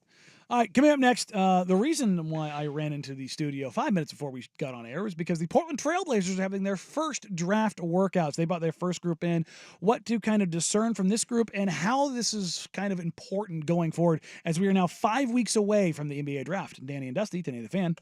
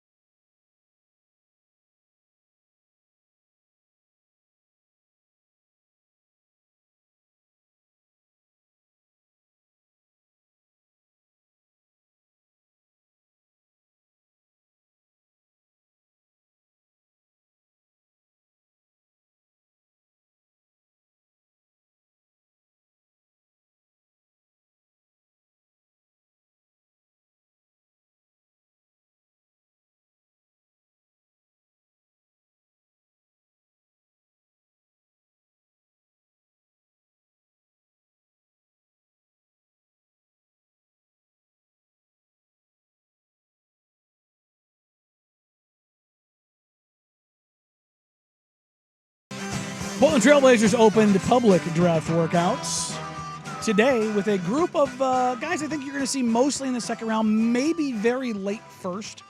The two guys that spoke to the media today, Adem Mona from UCLA and Jalen Tyson from Cal, are both guys that I could very easily see being Portland targets with the 34th pick in the NBA draft. There's an interesting thing in this entire process, right? The Blazers brought in today Raekwon Battle from West Virginia, Bona from UCLA, Arthur Kaluma from Kansas State, Ugonna Onyenso from Kentucky, Will Richard from Florida, and Jalen Tyson from Cal. And in that group, you're only going 3-on-3. You're not allowed to go 5-on-5. You do some 1v1s, 2v2s, and then you get some biometric stuff, some medicals, some on-site interviews, all that kind of stuff. But what you're looking at if you're trying to read tea leaves or get an understanding is the Portland Trailblazers are going to bring in probably 35, 40 guys. Let me see. How many did we bring in last year? I was looking at this earlier. And of course, I cut off the number. Let's do a quick radio math. 35 guys. And that's pretty typical, right? Yeah. Most teams will do that. And most of them were undrafted. Over half of them were undrafted or guys who withdrew from the draft. So the only guys they brought in last year that were lottery grade guys were Scoot, Brandon Miller, Amen Thompson, Asor Thompson, and Cam Whitmore. Cam Whitmore ended up falling down to 20. The other first-round guys, or guys that had first-round grades, coming in were Max Lewis, Ben Shepard, Colby Jones, and Trace Jackson Davis. All of them ended up falling. Outside of that, C.D. Sissoko, Andre Jackson, Julian Phillips, Jalen Wilson, Kobe Brown, Ricky Council IV, Jordan Miller, Oscar Shebwe, Tumani Kamara. Those were the only other guys who had draft grades on them. So that's 15, 16 guys that had draft grades on them. Last year, the Portland Trailblazers brought in Scoot Henderson. If Chris Murray did come in, it was privately. Otherwise, they did see him at a workout with his agency. Yep. They brought in Orion Repair. Weird. If you go back through even the Neil Olshey era, almost every single pick that they had was somebody that they brought in. Zach Collins was the one that didn't because Zach Collins only worked out for teams that were in the top 10. The Blazers did not own picks in that range. They had to trade up to get there. You can discern kind of how they're going about this and get an idea stylistically of what they're after. If you look at the groups of players they brought in last year, there were very specific tools and sizes and skill sets that you saw available. You look at this group, Jalen Tyson is a guy who is a kind of a do-it-all, toolsy kind of guy. He's a little undersized, not the highest level athlete, but a guy that I could see if you were going to put on a two-way and be like, hey, let's see if this guy can put it together and be a good bench guy, a good role player, toolsy guy. Or Adem Bona, who 6'9", can't really score outside of the paint, but my God, is he athletic. 1 foot, 2 foot, well, actually mostly 2 foot because his 2 foot jump was, I believe, 40 inches. But 6'9" with 40-inch vertical, not normal. Right. Very bouncy, very athletic. The interesting thing is that you look at the profiles of guys, right? And the Portland Trailblazers are emphasizing bigger, longer, stronger, faster, more mobile, more active. Bona fits that. He's a guy who doesn't need the ball. However, and it was interesting talking to him today. He brought up I asked him, like, hey, you know, at UCLA, you were a high usage guy. You got a lot of post-ups. Post-ups were his number one feature at UCLA. You're not going to get that in the NBA. So how do you go into these workouts and show what you can do? He goes, you can be really impactful on the floor without the ball. You can screen. You can call out coverages. You can make your rotations. You can help your teammates out. He goes, and then when you get the ball, you be effective with it. That's how you have to be in the NBA, and I understand that. And I thought that was either him or his agent, or just have a general understanding of how reality is actually going to work, and accepting that is such a huge deal at that level. But it's also incredibly important to kind of understand the types of players the Portland Trailblazers are targeting, not only with the 7th pick or the 14th pick, but you're probably going to see a big portion of these guys, if they don't go back to school, which I believe Onyenso and Kaluma will probably go back to school. But these are guys you're going to see on the G League roster. You look at the group that they brought in last year, here's who ended up on the G League roster. Malachi Smith, Demoy Hodge, and Antoine Davis. All guys they brought in for workouts. They all ended up on the G League team. Right. So even if it's a second-round guy, there's still an opportunity. Or even undrafted. Right. There's still an opportunity for them to be in the organization and grow. and you're building your book on guys, whether or not you want to sign for somebody or trade for somebody. Again, Toumani Camara drafted by the Phoenix Suns, but the Blazers had already had him in the building. They pursue. Look, this is not me gassing up the Blazers and saying, "Look, they landed Toumani Camara. They knew they were doing." People from Phoenix told me flat out, we did not want to give up Toumani Camara. We could not get the deal done without putting Toumani Camara in the deal. So we did. We did not want to move him, but that was what was required. And the Blazers wanted him. This wasn't something where like they guessed, like, we'll take Toumani. They pursued him because they had him in the building before. They knew what they wanted to get from him. And what's interesting is you go back and you look at last year. On this list is Tristan da Silva. He went back to school. He is now slated to be a lottery or mid-teens pick. A 14th pick? Could be. Also, he went to Colorado. Where's Joe from? Where's Chauncey from? Where's Jabari Walker from? Going to have a lot of intel on him. They will have a good understanding of him. Not only has he been in the building before, but they know that school and they know how they play and they know what kind of players come out of there. So this entire process, it's not just about getting one guy or two guy or the guy. It's about building the book so that you have a book going forward so that when you make other transactions, you know kind of what you're working with. When they're bringing in these guys for workouts, obviously it kind of feels like it's a lot on potential. So are the Blazers going to look for younger guys that fit this mold so that they have an opportunity to kind of build, help them reach their true potential? Or does age even matter in this? Like, you look at the NFL draft, what was the knock against Knicks and Penix? They have to start right away because they're 24. Is that a similar thing with the NBA? Second round guys, it's if you're older, you're already relegated. It's the opposite. You're not starting because they look at you as a guy whose your potential's already been actualized. Well, no, that's what I'm saying. Like, are they, for the second round picks, is it better like, hey, there's a 24-year-old, he's a little bit better or a little bit more developed so far, and there's an 18-year-old, 19-year-old that he hasn't been developed, but we think he can develop more. Are the Blazers going to lean more towards that 19-year-old just because of it, kind of an ageist thing of like there should be more meat on this bone? Sure, and then that's the thing is the second round picks, as things currently stand with their roster, I think that the way things will shape out for them is that whether or not they use both first round picks will not impact how they use their second round picks because their second round picks, they can put guys on two ways. Yeah. So they can play both G League and as of right now, I would imagine that Ibu Baji is the only guy that the Blazers are truly, truly looking at right now is bringing back on a two-way deal. I love Ashton Higgins and I love Justin Minaya. I don't know if those are guys that the Blazers are fully vested in going forward as far as their development paths. And that's just what they've seen from this year of like, hey, you're not going to fit in with the plan. Yeah, and not even just a plan, just those are where you take flyers and see what happens with guys. Right. And that's kind of the path that I think that they'll end up going down. So then my next question is with the Blazers, is there an avenue or an opportunity or any possibility for them to package these 2 second rounders and maybe move up? So maybe you're closer to the first round, maybe even getting into the back end of the first round. Is it even worth it to do that? No, because the advantage of the second round is being able to put guys on two ways, having them on a cheaper deal, the flexibility that comes with that as opposed to the guaranteed contract and money that comes with the first round deal. That's why the 34th pick is basically a first round pick without having the machinations of the first round pick. Gotcha. And that's why those can sometimes be more valuable. So the interesting thing is, looking at this draft, I had probably in the back 6 picks of my mock,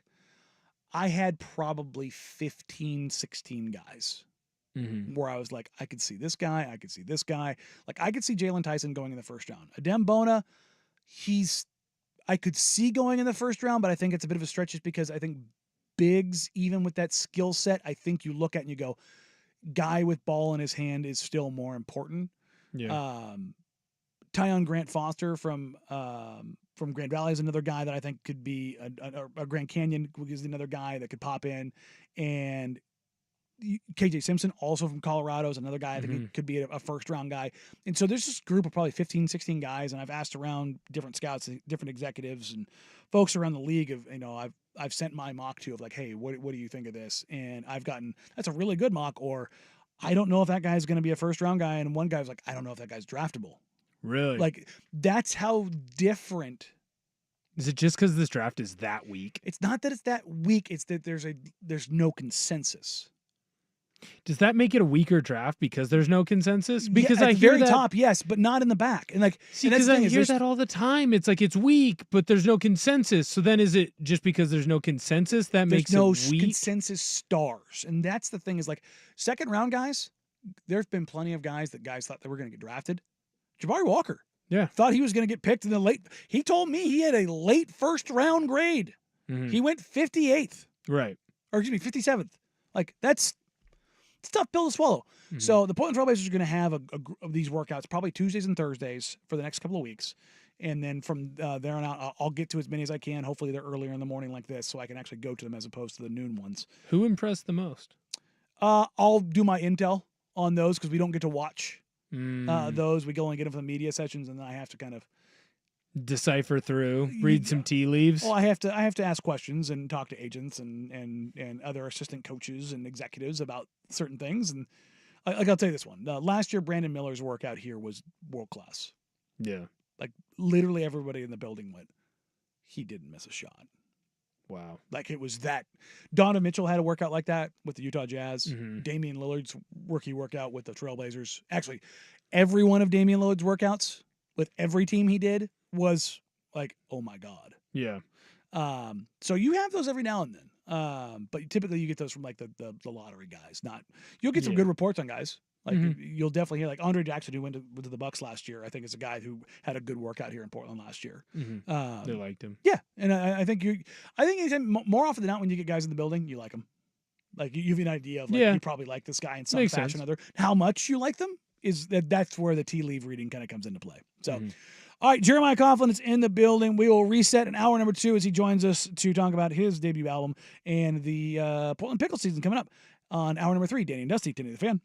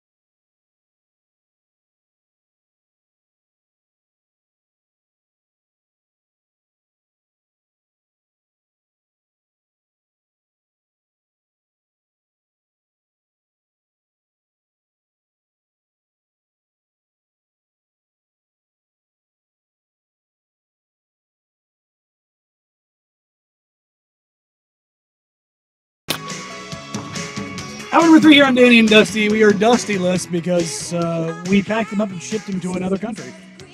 Or New York, same thing. State. It's might as well be another country.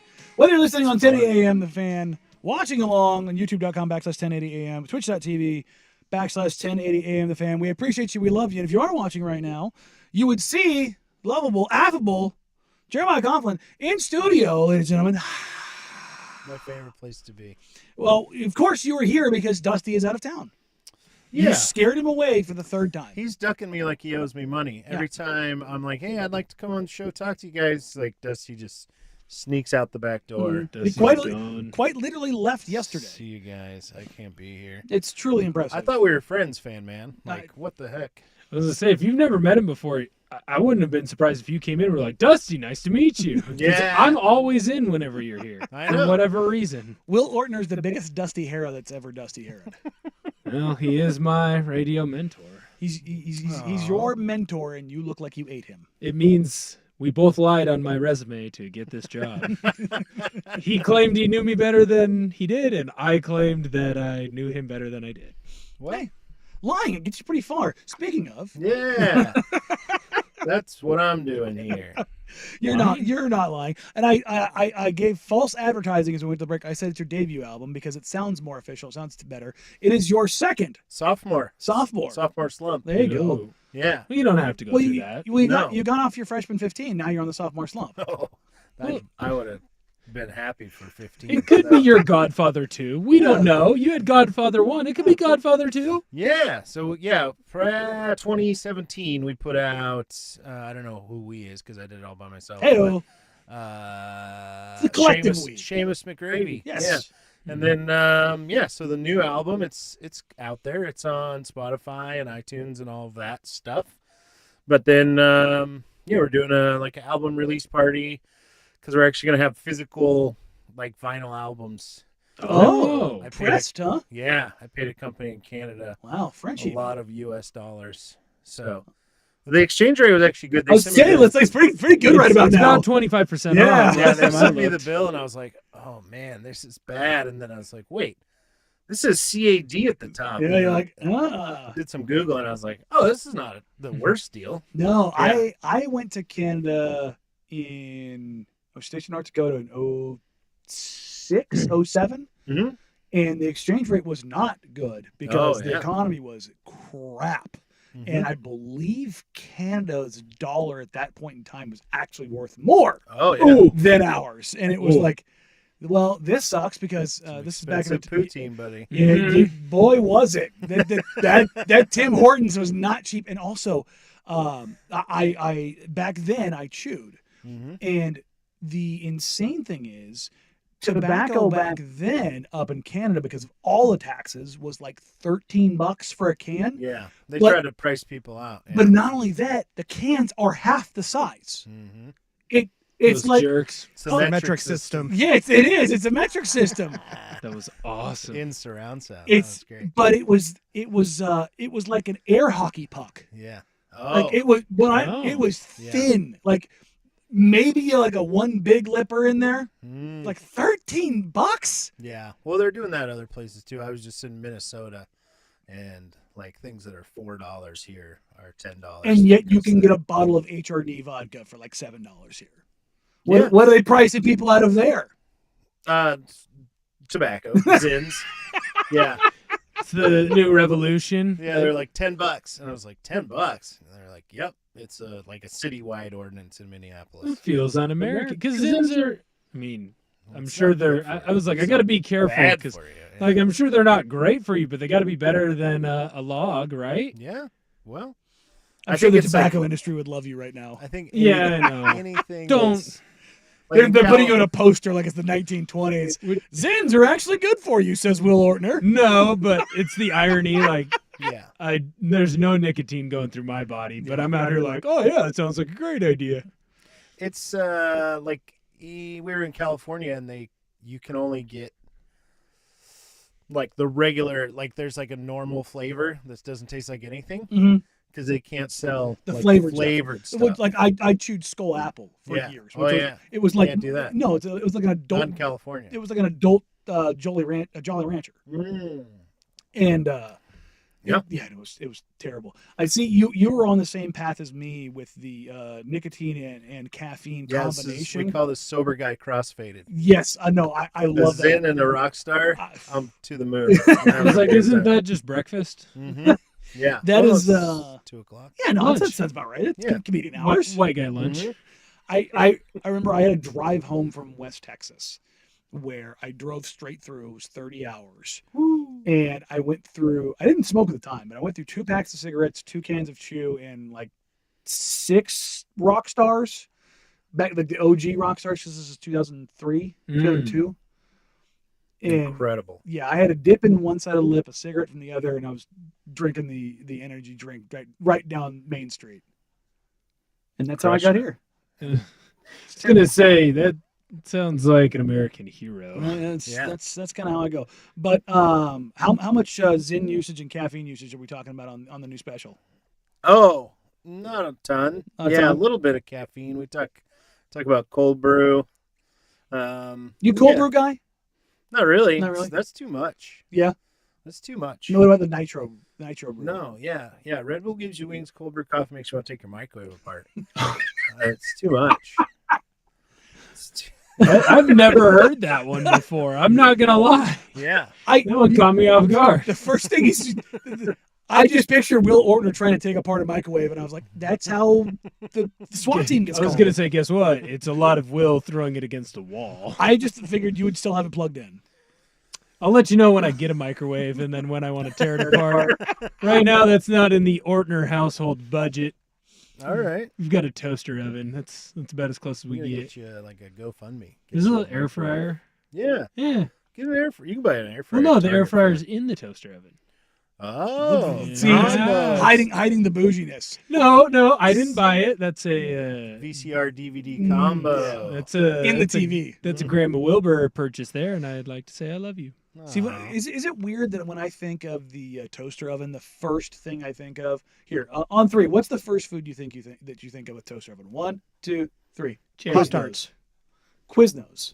Oh, because they had the toaster oven. Yes. See, I was you and going Pop-Tarts? to say strudels. Yeah, okay. Yeah, Bougie yeah, Pop-Tarts. See, I knew Quiznos was going to be the weird one, but it's toaster oven. Like they cornered the market on toaster ovens. Are they even still around? Yeah, they are still around. Just not really in Oregon. There's one in Centralia, Washington. Yeah, they're just kind of Ooh, scattered around. I'll have to take a vacation. Drive up to Centralia. Mm-hmm. Find out what's going on up there. There's a place, I think in Medford, where you can tell it used to be a Quiznos. Like everything is still Quiznos, but like you got the outline of Quiznos on the wall, but it's not quite. It still has the pepper bar. Yeah. Oh God, the pepper bar. Pepper bar? Yeah, like all kinds of different like banana peppers, pepperoncinis, jalapenos, different kinds of jalapenos. Oh, see, I wasn't a Quiznos. I was not a Quiznos guy. There's my Canadian friend right there. They're saying that while I was on my way here, 7 boxes of vinyl records are at my house. So don't go steal. Don't go steal those off his porch. Yeah, please. They might. Anyways, we'll see. Oh, there you go. Well, you got the album release. When is it? Where is it? How? So can yeah, people come check Wednesday it out? the 29th at Helium Comedy Club in Portland. There's more than one Helium. Someone on my TikTok was like, there's more than one Helium. So are you going to be in St. Louis? It's like, it says Portland. I'm sorry you can't read, but Like I'm from Portland. it's like There are other Helium locations for those that are out Yes, there that but don't Portland, know. Oregon. Yes. 9th Avenue, Southeast Portland, 7:00. So my buddies Shane Brendan, There you go. one of our good friends, and then Delaney Malone, Dylan Jenkins, my friend Diana Potter. They're all going to be on it, and it's just. Oh, you got a crew. Yeah, it's going to be a good fun show. Just a bunch of people having a good time, and then I'll do a little bit of stuff from the album and some new stuff. I'm writing new stuff right now, and so I was in Minnesota. I just did like 19 days on the road. So did 14 shows in 19 days. Drove from here, did like Boise, Salt Lake, Denver area, all the way out to Milwaukee. Did a bunch of stuff in Minneapolis, Wisconsin, Illinois, Lincoln, Nebraska, all the hot spots. Went full Tommy Boy. Yep. I like did it. it all. Yeah, it was interesting. There's Wisconsin's got those towns. There's great people out there, but they got. I love when it starts with there's great people out there, but it's like It feels like a strong state. A lot of sturdy people. A lot of sturdy people, a lot of like livestock smells in the air, if you know what I mean. Yeah, there's a lot of cheese. Yeah. So- Well, yeah. It's it always makes me think of when Bobby Hill realizes that Arlen stinks. And Hank's like, it's a sausage plant, Bobby. That smell means jobs. That's my favorite. That's a great reminder. Like growing up in Southern California, you drive through Corona, which was Cowtown. Yeah. It's not anymore, but it was when I was a kid. God, I'm old. It was cow pastures, and much if you're unfamiliar, the smell of Tillamook was very much Ellensburg, Corona. Washington. There's a lot of Hey! You from the Berg? Well, I went to college at Central. Oh yeah, go Wildcats. Yeah. Yes, sir. Did you go to Central? No. No, he's I didn't go to college. He's well above that. Why are we shouting out Ellensburg? There's no helium up there. My sister went to Central. Oh, but I'm from Kennewick. I grew up. Oh, there we go. Okay, I got you. But it's got a little Go Cats. little livestock. They got rid of the butcher shop. It's not as potent, I've Okay. been told. My dad also went to Central, so there's a clear line of demarcation between like Of stink. pre-butcher shop still being there and post-butcher. The Berg of Ellen. There you go. The beauty, the crown jewel of Middle Washington. Is that what we're going with? All right, we'll go with that. You're sticking around for a little while? Yeah, I'm here. We got to talk about the pickles. Yeah, too. absolutely. Let's do it. We'll be back with Jeremiah Coughlin, and we'll dive into that hot pickles action here coming up at the end of Dusty today. The fan. Picks are hot.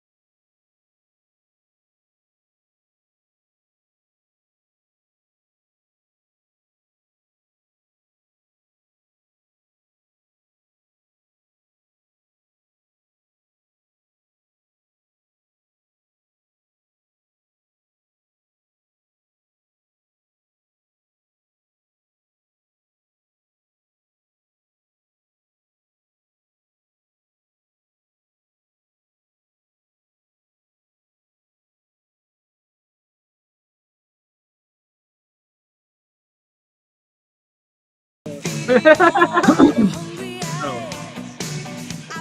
on Dating Dusty on a Thursday afternoon, joined by Jeremiah Coughlin, who has his sophomore album coming out, which you can check out at Helium when? Wednesday, May 29th. Hey, it's next week. Where can they go to get tickets? The Helium Comedy Club website. There you go. Yeah. So come check it out. It'll be fun. Google Helium Comedy Club Portland. It's on the calendar. It's official. We're going to be there. We have cool posters that we made. It's a cool spot. I was there a month ago. Who'd you see? Bond. Went and saw Bond. And then there were two other people. What's that? I think James Bond? Troy, I think. Troy I don't know. Bond? He made me laugh. He was funny. And then so were his two openers. They were great. That's not Aries. Spears. Yeah. He was that 2 weeks ago, 3 weeks ago. It was good. I saw about a year ago. It's now. I think he ended up making it as special. Dan Soder. Dan Soder was fun. Yeah. Dan Soder's great. Dan Soder was great. He does That's Mr. funny Katie stuff. Nolan, yes? Yes. Okay. Yes. Of Billions fortune. Good Gotcha. for him. And He's dating Katie Nolan. Yeah. Married. I Married. think. That's who he's talking about in Yes. those bits? Yes.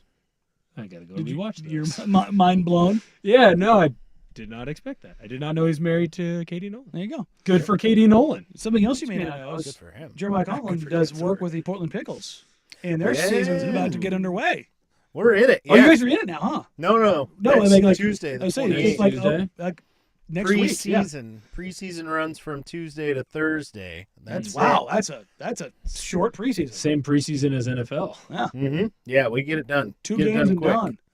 And then Friday the 31st is opening day. Yeah. And it's kind of a marked year for the Pickles, as they've got their first ever major leaguer up in the leagues right now with the Guardians. Kyle Manzardo. Yeah, Manzardo's out there. Yeah. Got called up and all the way official. The first Portland Pickle. Yep. In the majors. Yep. I got to see him when he was at spring training. He got a spring training invite. So when we were down there, and he's good. He's crushing it. Hit a double yesterday. He's hit 5 doubles so far. No bombs, but he's figuring out the fastball. Yeah. Turns out when those guys They're start doing throwing it all the time. 103, it's a little bit harder to figure out. Yeah. But you were out there with the Pickles, getting things done, and I'm not just gassing it up just because you're in here. If you haven't been to a Pickles game, go. It is a crap ton of fun. Like, just think summer baseball, but on steroids, because it gets absolutely insane in the best possible ways. Yeah, it's a 9-inning party. That's our whole thing. Baseball's super fun and great, and it lends itself to a lot of hijinks because there's downtime. So that's what we love about it. Yeah. Do you guys sponsoring any 999s? What? 9 beers, 9 dogs, 9 innings. Oh, you guys sponsoring any of those? Will's putting this out there because he did it with the Mariners just a few weeks ago. It was really expensive. I'd love to do it again. I just saw a meme that was like, it's $23 if you do it in your living room. Yes. Yeah, that guy sucks and it's fake. He's a coward. That's like being like, Stolen valor. Well, Stolen no, valor. 100%. It's the guy who wears like combat boots and fatigues, but didn't actually go into the military. Go on. Just like walking around. You're in the military. It's all You're not stolen valor. It's all the people who saw the Northern Lights here after I traveled to I Alaska. tried to see them. I couldn't see them. Well, it's not that easy to see with your naked eye. You got to take pictures. Yeah. But also, I mean, I went all the way to Girdwood in the Anchorage area to see the Northern Lights, and then, I was actually out in Illinois when it was happening here. And I was, oh my God, it was the coolest thing ever! I can't believe I That got one to you see can see with this. your naked eye, though. Yeah. Yeah. that was Yeah, a little well, bit it's different, always but like a yeah. little different, and it's always a little easier to see in pictures because it's like something about the way the lighting works, where your phone's actually got better. Well, it eye captures speed. the refraction. So and all it that. sounds to me like Northern Lights overrated, No, it was pretty. It's properly rated. Yeah, it's But pretty. if you got to use a camera, then don't I just look at a picture and then it's the same thing? Yeah. It's about being in the moment. But it's on your camera. Yeah, see, that's your But if I camera. look it up on my phone on Google and I hit save photo, wouldn't it then be my photo? But then you can be like, look, I took this photo. And you can Then I could steal valor and say, I took this photo. The fruits of my labor. You gotta have Prove me you gotta have wrong. the iPhone metadata. That's how we tell now. Prove me wrong. It's my phone. You know, it's a moment of mourning though. We went with a 999 thing here, and I'm just now seeing Takeru Kobayashi has announced his retirement. The hot dog eating champ, Yeah, the alongside Joey Chestnut. R.I.P. When reached for comment, His career, not him. He's Yeah. alive. he's not super alive, but he may have had the most gangster way out of this. When after comment, he said, "I no longer feel hunger." That's such a good one. That's a great line. That is a great line. That's like probably the only competition you can retire from because of that. Mm. Like, what if Tom Brady had been like, I'm just kind of full. I don't. I'm full of winning. Yeah. I'm just too tired of winning. Yeah, maybe Charles Barkley could have said that. Oh, Like, yeah. I'm just. Yeah. But yeah, I saw Kobayashi. He was here. They did a thing out at the old racetrack. That was it was like punk music and tacos.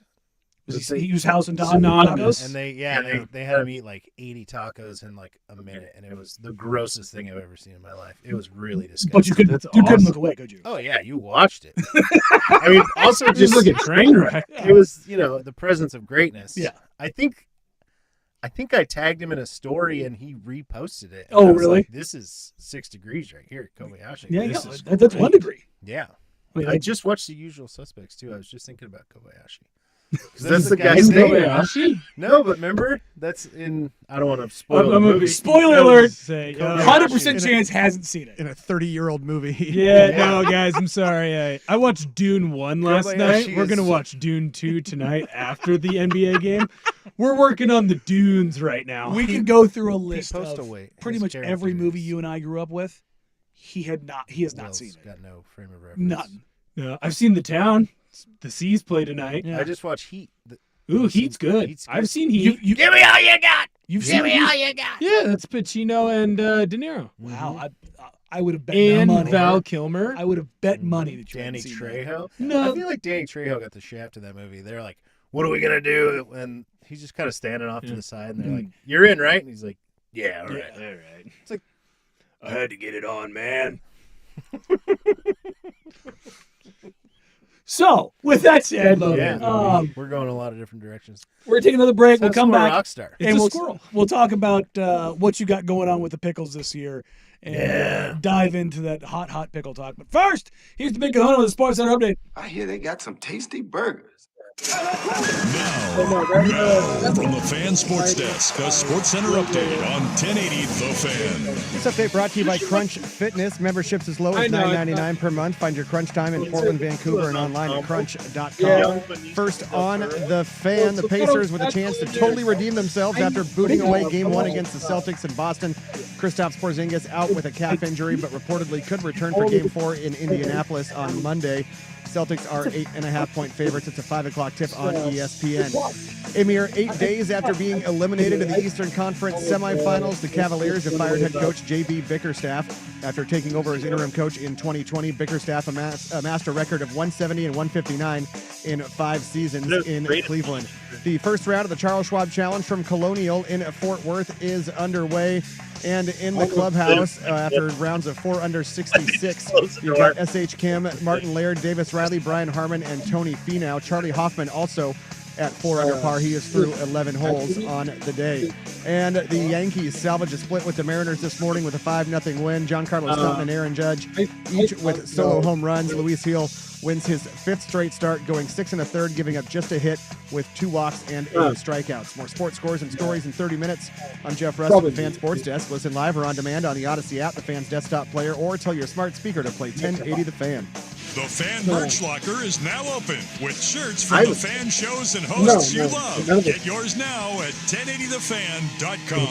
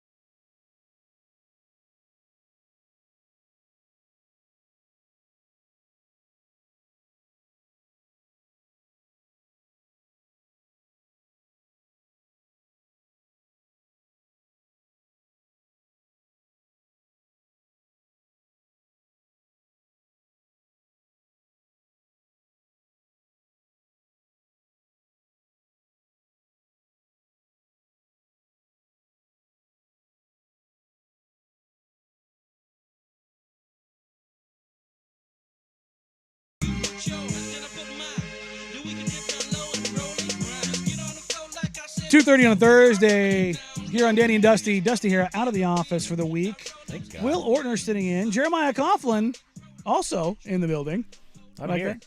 Yeah. Jeff Ross behind the glass. Jeremiah has his sophomore album party coming out here at Helium next Wednesday. You can go to Helium's website and get your tickets. I would love it for if that. somebody. I just want to tell you guys, how many times have I come on the show? Probably 4. 3, 4, 5. Well, 2 with something like that. me. Right. Yeah. 2 with me. And I'll ask people in the open of the show, like, hey, did you hear me on blah blah blah? Did you come to the show? Never once has anybody been like, yeah, we heard you on 1080 The Fan. So if you're listening and you come to the show, There you go. I'll the first person that comes up and says they heard me on 1080 The Fan. Actually, I know your listenership probably not people that leave their house very often, but and maybe there'd be like Game 6 on or whatever. Yeah. They got priorities. I get it, but come to the show and tell me that you heard me on 1080 The Fan. I'll give you something free. There you go. Can I Just to prove participate? Will likes He's got free like a things. big Like, mustache. hey, just be aware. Just go full Bobby Valentine. The Will Ortner household doesn't have enough money for a microwave right now, so Yeah, do you have a spare microwave you can give are you him? going to give a free microwave out? I'm all for this. Maybe that the, TV VCR combo? Yeah, get the. Don't you guys have a standard appliance or somebody? No, somebody. Contract? Maybe. No, we used to back in the day. I was gonna say- Blazers had the standard appliance. They're. I'm also probably the advertising. last personality here that they're like, let's do a deal with Ortner. Let's find Ortner, and we're gonna do a deal with him. Unless there's a company out there called Ortner, in which case you might look out. They might, yeah. Yeah. The Pickles are set to get underway. What do we got to look forward to with the old picks this year? Yeah, there's a couple. We got some barn burner promo nights. I'll tell you that. Ooh. Are free tattoos still happening? Yeah, Free tattoo Tuesday, night? As far as I know, I mean, Like real correct me tattoos? if Like I'm wrong. you can get a tattoo of a pickle. Yeah. Does it Well, have to be a there's- pickle? Yes. Well, there's like 5 different options. So you can get a chair, you can get a pickle, you can. There's a few. There's one that's just the hat with the P on it. So I mean, I don't want to say for sure, but as far as I know, Tattoo Tuesday is still a thing, and people sign up and. Like it fills up. Oh yeah. Get a pickle on my leg. Yeah, get a pickle on your leg. I haven't done it. There's people who work there who have done it. But we also have we're going to do Dylan night. Anybody who's named Dylan in any variation gets Oh, into we're the game. opening up the variations For even. free? Yeah, free. And then there's going to be a Dylan Will parade. spend money to change his name to Dylan to get something To for get to free. go in for free? Yeah, I'm not doing that. There'll be a Dylan parade. He's gonna go from Will to Dill. I'm Dill Ortner. My friends call me Dill. Dillium, if it's formal. It's a family name, okay? We're German. Oh. I mean, that makes sense. Relish pickles. It's German. Dylan night's actually before the home opener. That's part of preseason on the Okay. 30th. Lent's neighborhood night's gonna be fun. We're doing a pack 2 night, Oh, Ooh. so that'll be fun. some hot Coug action. Mm-hmm. I'm Cougs there. and Beeves. Love Have it. me at Cougs. I'm sure that'll be Portland's- PG. Yeah. Well, I think there is. There's some guidelines so now around that stuff now. Well, at one point we did want to do like a Cougar night. like adults only Yeah. kind of night, like Pickles After Dark. Yeah. Oh kinda yeah. night. Yeah. Get some of the Whoa. local establishments. To, Oh yeah. you know, perhaps a Mary's or or Sassy, something like Sassy's, that. Yeah. I don't Very, think very particular establishments. That would be great. You know, it'd be really great is if there was like I don't know, but perhaps a place where you could get food, maybe even steak bites. What if there's vegan There is actually options? July 6th. July 6th is Strip City night.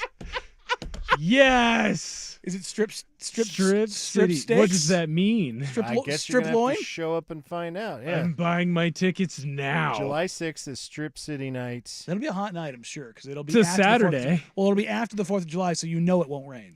Not to be confused with July 17th, Wiener night. That's the Chippendales night. There's an emo night. Look, there's a night for everyone. There's a lot of Oh, there's emo a, night? There's an emo What's night. emo Ooh, night? Emo. I mean, That's actually how you were conceived. yeah. No, my parents aren't emo. You'd be surprised. Big fans of the Avalanche. Listening to what else? I think they won the cup. Portland is better than Seattle night. That'll be fun. That's an interesting one to celebrate. That's every night. I was like, that could also be a Mary's night. How does old John Ryan feel about that? That's a good question. Well, he's from Regina. He's not. Yeah, I know, just but straight up Seattle. where did he play? Yeah, Seattle. He's got he some just love. retired. He also Yeah. played in Saskatchewan. He didn't play in Portland. Well, there's no football team in Portland. That's He kind could of have my chosen point. Portland Just, over Seattle. You know, Yeah. those that are Yep. interested in John Ryan, former punter for the Seahawks, also owner or a owner of the Portland Pickles. He's part of the ownership group. Yes. So yeah, Tuesday is still Tattoo Tuesday. Wednesday is still Wolf Wednesday. Rockin' the Walk on Fridays.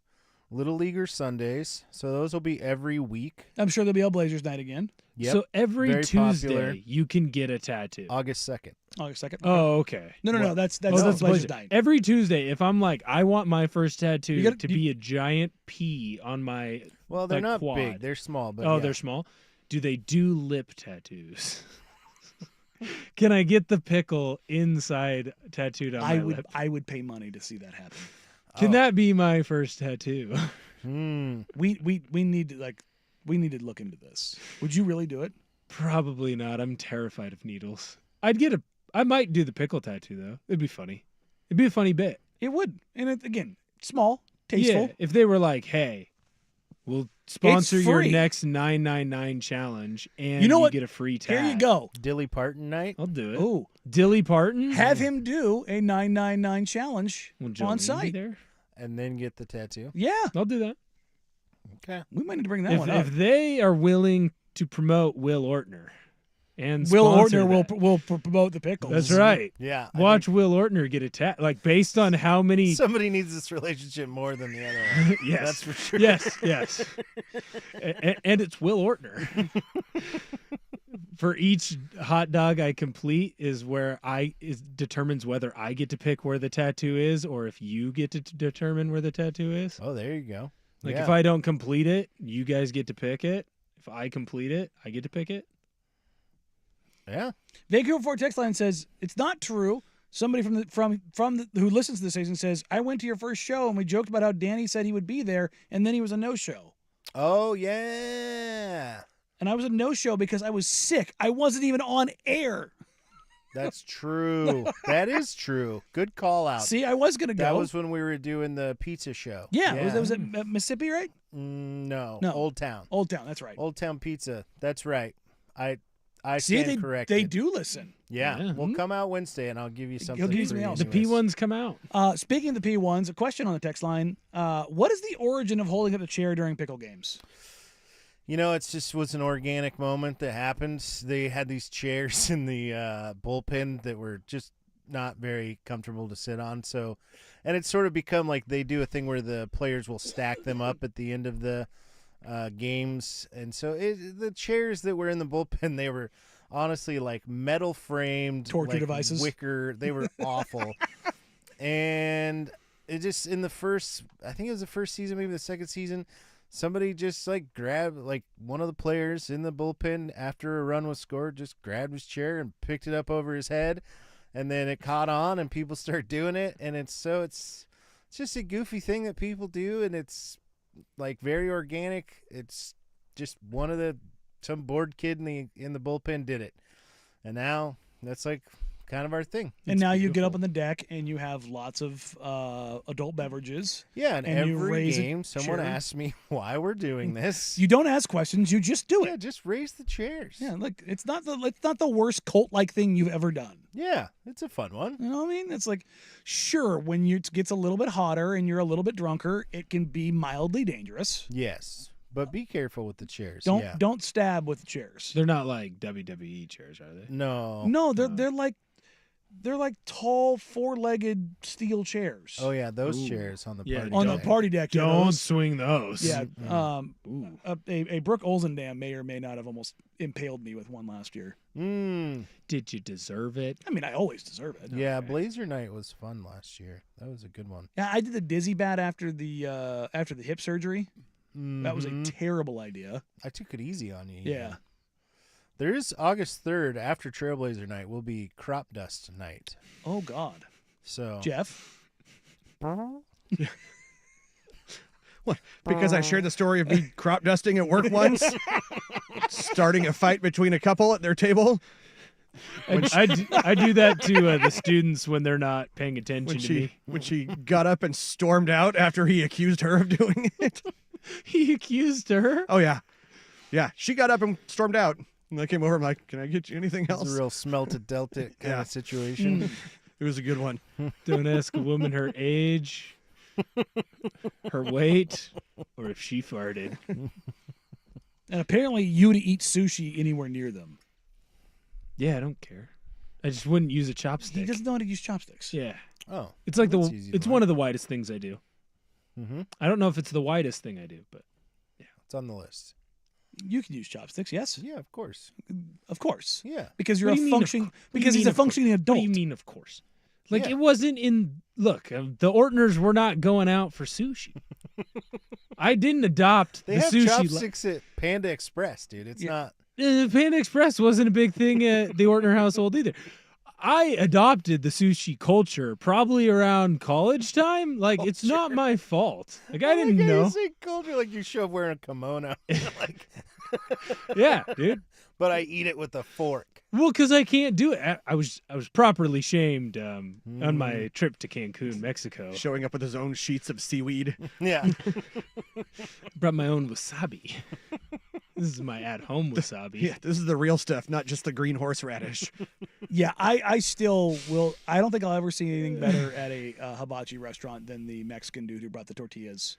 Brought his own Yeah, from home. Yeah, asked the dude if he could throw them on the grill. Yeah. And Fusion. Warm 'em up. just, have you ever done anything like that? Like just something so out of pocket at a restaurant? No, but I've seen a lot of it. I hosted trivia for a long time in Oh this God, city. what did you And see? there was a lot of people that would just like, they'd show up at a bar and then people would just pull out food. And it was like, you can't just bring, like, unless Brought, it's like, a a sack birthday lunch. cake. Yeah. A birthday cake is the limit Yeah, because you can't of get that food at the you bar. can yeah. bring into a bar. And then, people, just, oh, look, I brought these, like, a bag of tortilla chips and some onion dip. And it's like, no, you can't. No, that's the whole can't point. do that. Is you do that at home. Yeah. Here, they're getting you to come in and spend money. That was one of the most fun times I had as an old bartender server too. Was I worked the lunch shift a lot. We had this Yeah, table of you like were at a 8 restaurant. Yeah, we had like this table of 8 come in, right? And I think they were all Intel folks, but anyway, so we all come in and They don't sponsor I'm us. taking the order and somebody pulls out their brown bag lunch and I'm like, what are you doing? They're like, well, I'm eating my lunch. I'm like, not here with that. You're not. I'm here with my I'm like, friends. well, why not? Like, because we sell food. That's what we do. Oh, God, I haven't done those things. I love dumb Just people. be aware. I It's haven't done it. fantastic. It happens. All right, we've got Jeremiah Coughlin in studio. His album is out. You Yeah, can it's get called it. PEMDAS. PEMDAS. Oh, there you PEMDAS. go. Please excuse my drug-addicted sister. There you go. Oh, Do you that's awesome. do you not get the reference there? No, as a teacher who teaches math, I do get I it. was wondering if you did actually get that because you are in fact a teacher. Please excuse my dear Aunt Sally. It's parentheses, exponents, multiplication, division, addition, subtraction. We've all learned something. Not really. We all knew that. I'm an educator. I educate. I had no idea about that one. See, I taught someone. Look at that. My God. All right. Well, I knew the order of operations, but you didn't know about his dear Aunt Sally Nope. or drug addicted sister. Mnemonic devices. Yeah, fantastic. Of which you can find across wherever you get your shows on the Spotify's, I'm assuming the Apple iTunes Yep, of it's the out world. And then you have your album release party next Wednesday at Helium. Where you can go on to Helium's website and get tickets there, and you've got a bunch of guests as well. And then the pickles come up. You want to help us wrap up today's show? Oh, yeah. All right, well, we'll be back with Jeremiah Coughlin, and we'll wrap up today's show. Coming up next year on Danny and Dusty, 1080 The Fan.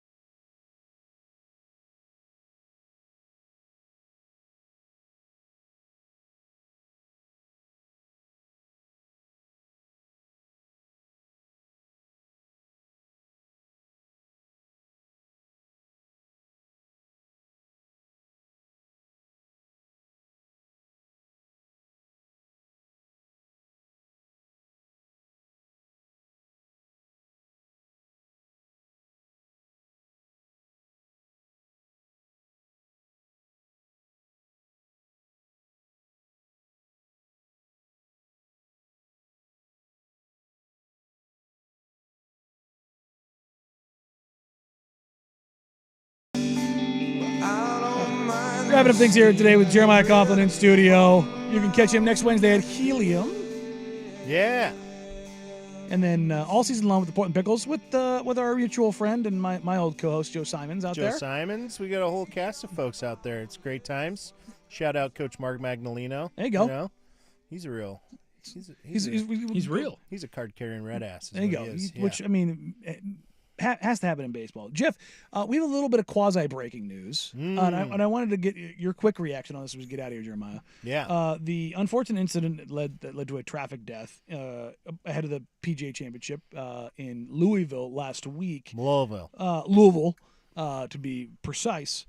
Led to Scottie Scheffler's arrest, and a detective, he seems to be full of it, and more has come out. Jeff, can you alliterate or illuminate? Elaborate? Yeah.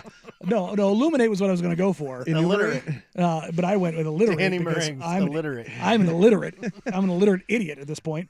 Illuminate what was brought forth about the good old detective that we have turned out to find as a complete. I don't think the Illuminati has anything to do with this, Danny. This is from Jason Riley at WDRB in Louisville. He's been disciplined several times for wrecking his vehicle and missing court, according to his personnel file. Also suspended 5 days when he drove an intoxicated civilian in his police vehicle while on duty in a Code 3 fashion in a non-emergency situation and proceeded to doing donuts in a business parking lot. Yeah. In other words, he took a guy that was probably drunk or high out of his gourd and made him puke in the back of the car. He did Superbad. Oh, yeah, he's the two cops from Superbad. Yeah. He apparently also has a secondary job as a collision investigator for lawyers and insurance companies, and he describes his role as a, quote, private investigator where I am not representing LMPD. Ambulance chaser. Yes. He appears to have several other secondary jobs: security at the Outer Loop Walmart, traffic control at the Yum Center and for other events, traffic control at UPS, and security at the other Walmart in Bashford Manor. This guy sounds like he works in waste management. He has been suspended no less than 5 previous times.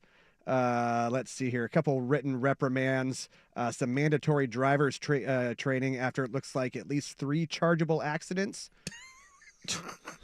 Oh, 3? So, Yeah. is this the kind of thing as a comedian you look at and you go, by God, the world just keeps giving? Yeah, I mean, you can't really talk about sports in comedy because it doesn't. There's not a lot of crossover. Yeah, that's Unfortunately, fair. I would love to just sit there and talk about how bad I am at DraftKings and get laughs from it. But people are like, "What are you talking about?" I mean, just the idea, like sports gambling, you're basically putting money in the idea that someone else is going to do something while they're at work. And I just think we should open it up for everything. Like if you're sitting your job right now, you should get an over-under on Production. like how many times